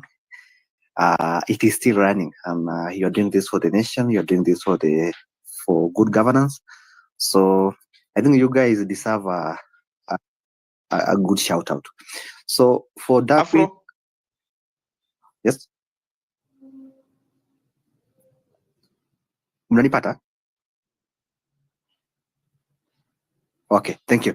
So you guys deserve a good shout out. So for Dagwin, this is sad. It's very sad to lose or for a comrade to be abducted just for exercising his right. It is a government that hasn't Afrocentric. Yes. Russ. Am I coming through clearly? Yeah. Go ahead. We can hear you clearly. Please go ahead. Okay. Thank you. So, Afro, you can hear me? Yes, I can hear you. Someone is speaking. Yes, I can hear you. Someone is speaking. Oh, hey, Maze, okay. Okay. Thank you. So, this is a government that hasn't really properly managed anything. This is a government that is built on lies, and it's a government full of thugs because it is still the same government that says that we will end abduction and goes ahead and do it. So I think one of the greatest failure of President William Ruto is to make us not trust the office of the president. President William Ruto has really disrespected that office to an extent that he can just say anything, and we are 100% sure that he will not do it, and he will go again to prove us that he is not going to do it. I think the office of the president is an office that when something is said, it is going to be done.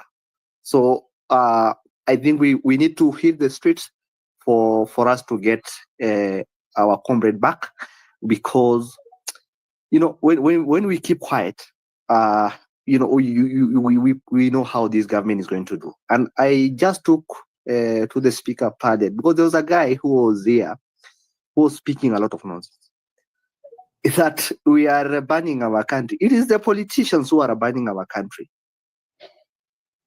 It is the politicians who are doing it. Who told the politician we are okay when our funds are being stolen left, right, and center? The Auditor General, and I keep saying, the Auditor General flags in corruption cases, but the president is not interested at all. So does the president think that is fashionable enough for us to just hear and see corruption cases, but they are not being followed up? It is not for us to control how the government will. It is the government that is paying goons. It is not on our hands. People who go to protest are people who are peaceful. The people who came in to destroy property are brought in by the government. So it is the government to control that. We have no control over goods. We have no control over goods who go hand in hand with police. It is them to control that. And they are out there to illegitimize our protests. Our protests are peaceful. And we will stand by that. If the government wants to pay goons, they can go ahead and pay goons because they have been doing that. If they can steal our money, then paying goons doesn't really surprise me from this government. And the people saying that we should focus on civic education. Going to protest is civic education on its own. It is civic education to make sure that we should not normalize extrajudicial killing. We should not normalize corruption. We should not normalize enforced disappearance. So protest is civic education on its own. And to those people who are cowards, because I've seen a lot of government bloggers saying that we should wait for 2027. They are the same people who do not have the balls to stand up and guard our And if you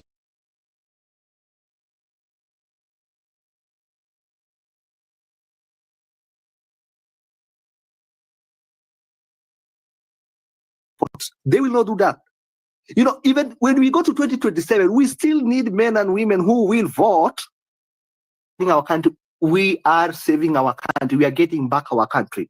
And I want just in a few to touch on what Prince Baha said about the fund. I really think as much as sometimes I do not know how we should do it, but I think we need to have a team that comprises of around 5 people.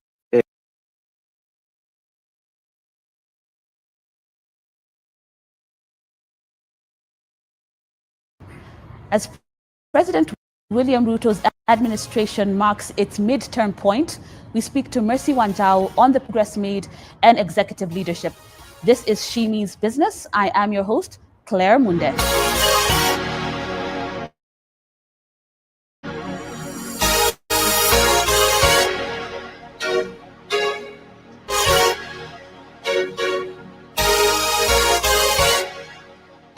Hi, Mercy. Hi, how are you, Claire? I'm well, thanks. How are you? I'm good. Welcome to Shimi's Business. Thank you. You know, many people know you as the secretary to the cabinet, but we'd like to know a little bit more about you and how you ended up in this role. Could you take us through your career trajectory? What did you study and how did you have the major milestones that led you to where you are today? Oh, okay, great. I studied at the University of Nairobi, Bachelor's of Law, and then went on to study advanced commercial law at the University of Cape Town, South Africa. While there, a historic process had started around the demutualization of Old Mutual, and it called in a lot of professionals from the universities, and I was fortunate to get involved in the due diligence that led to that demutualization, and that introduced me to the world of consultancy at a multinational level, cutting across different countries. A very, very interesting process indeed. I then came back to Kenya and went into private legal practice, but the call back to consultancy soon came, and I joined PricewaterhouseCoopers as a tax and legal consultant, which was very instrumental for me. I think it was very foundational because it actually anchored the era of Kenya's adoption to technology, the very, very early days. So after a short while, I then moved into public service and I joined the ICT regulator, then the Communications Commission of Kenya, which was interesting because I then got to see where we were at in Kenya against what I had just experienced in South Africa. And of course, thereafter, a lot of milestones have been achieved in Kenya that has really transformed, the economic front in this country. In 2022, I was nominated by His Excellency the President as a Secretary to the Cabinet, which is a role I have been handling since then. And it has been a tremendous opportunity and privilege to contribute to the growth of Kenya in that capacity. That's great. Do you think your background in commercial law and also ICT has shaped the way you make some decisions in your current position? I would say yes, in many ways, yes. Because coming in from a commercial law background, one is very attuned for precision and results. And the fifth administration has been very keen on monitoring achievement because by manifesto, many commitments were made with targets and timelines and the like. So I think this gave me a natural bend in that regard. One of the key pillars of the administration's priorities is digital transformation, and a lot of growth and development is being achieved on that front.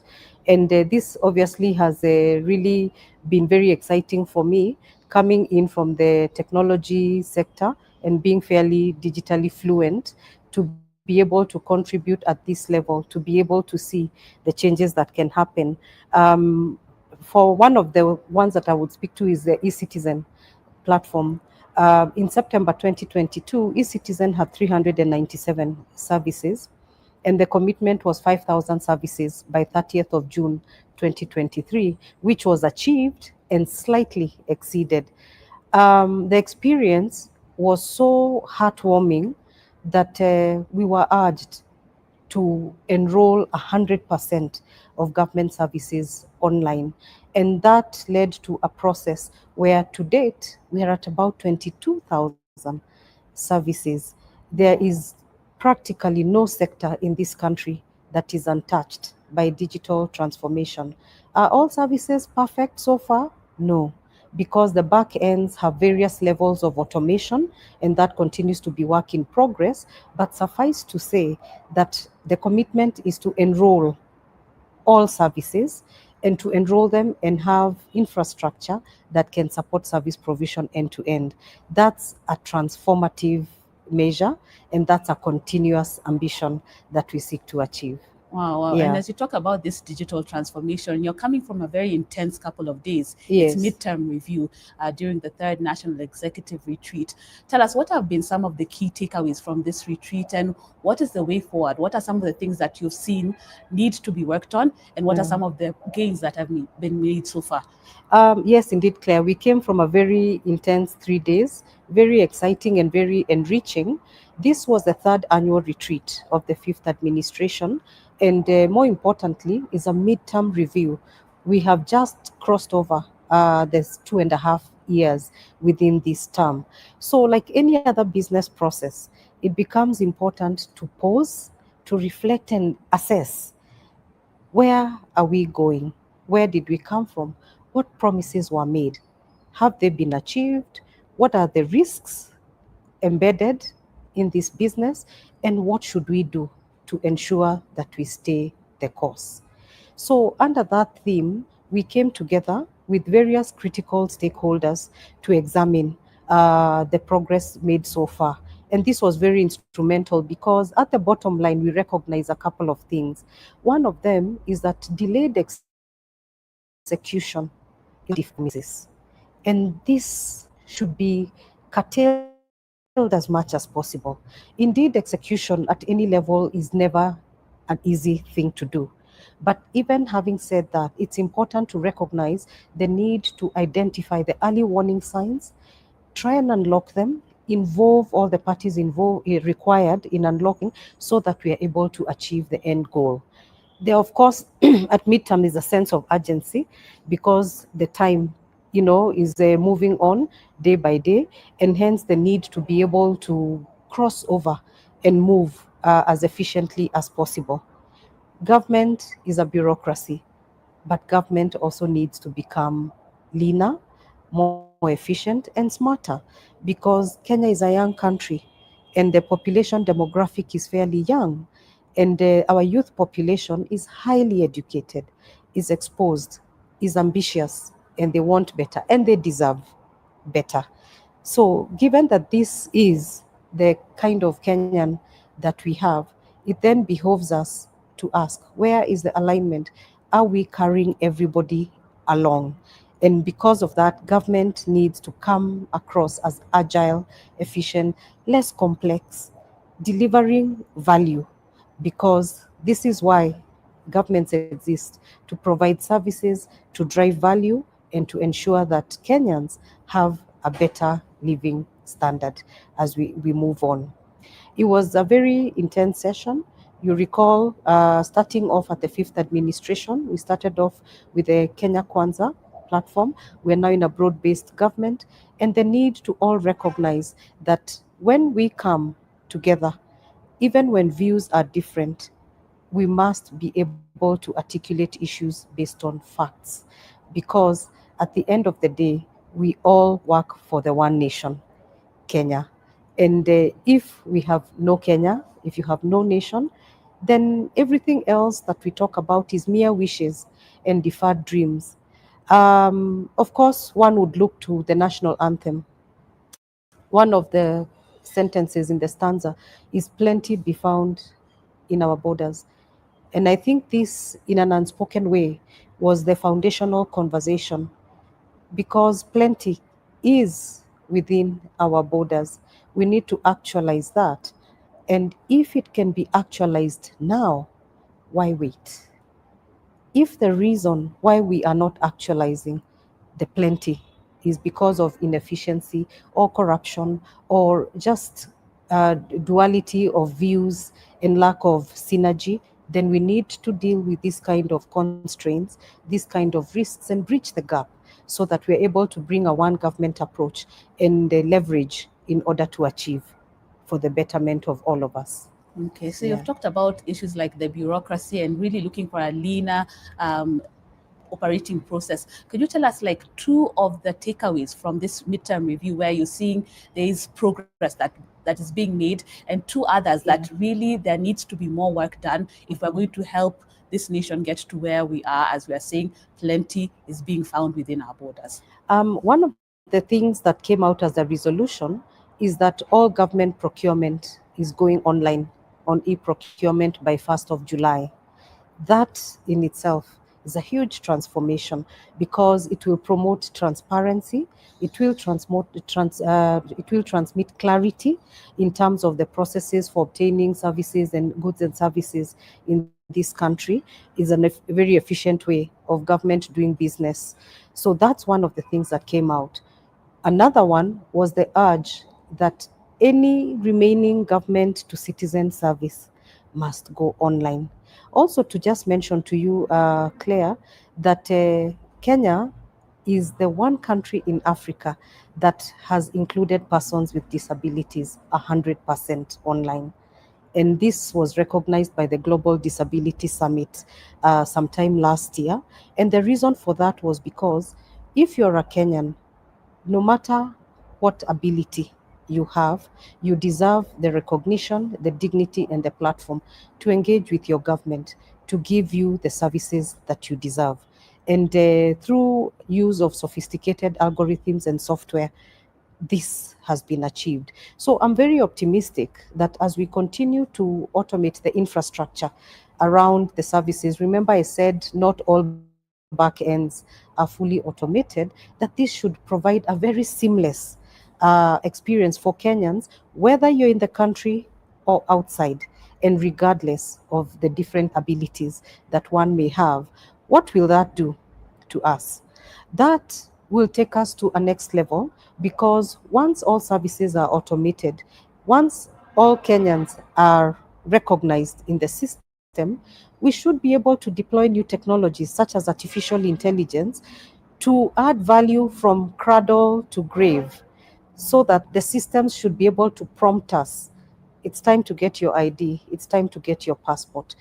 There's a credit line available for you.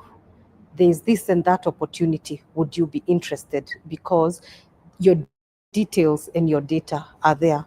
I say that particularly because of the youthful population that we have. They are hungry for opportunities, hungry for resources in order to make meaningful, operations for themselves.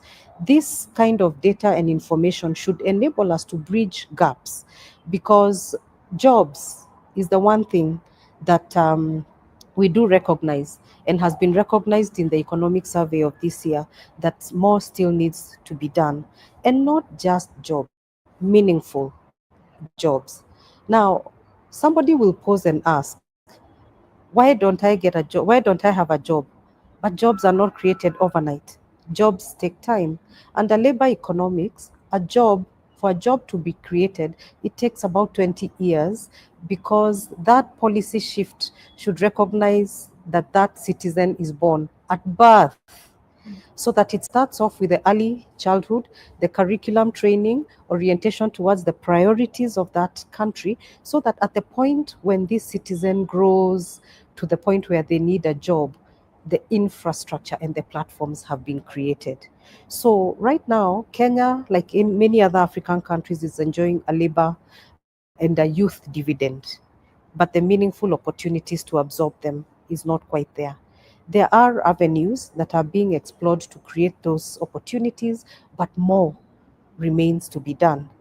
If I would speak to labor mobility, for example, the effort to have Kenyans enroll and take up employment outside the country is one of those. And we currently have about 400,000 Kenyans outside. And the evidence is the increasing of remittances that is currently happening.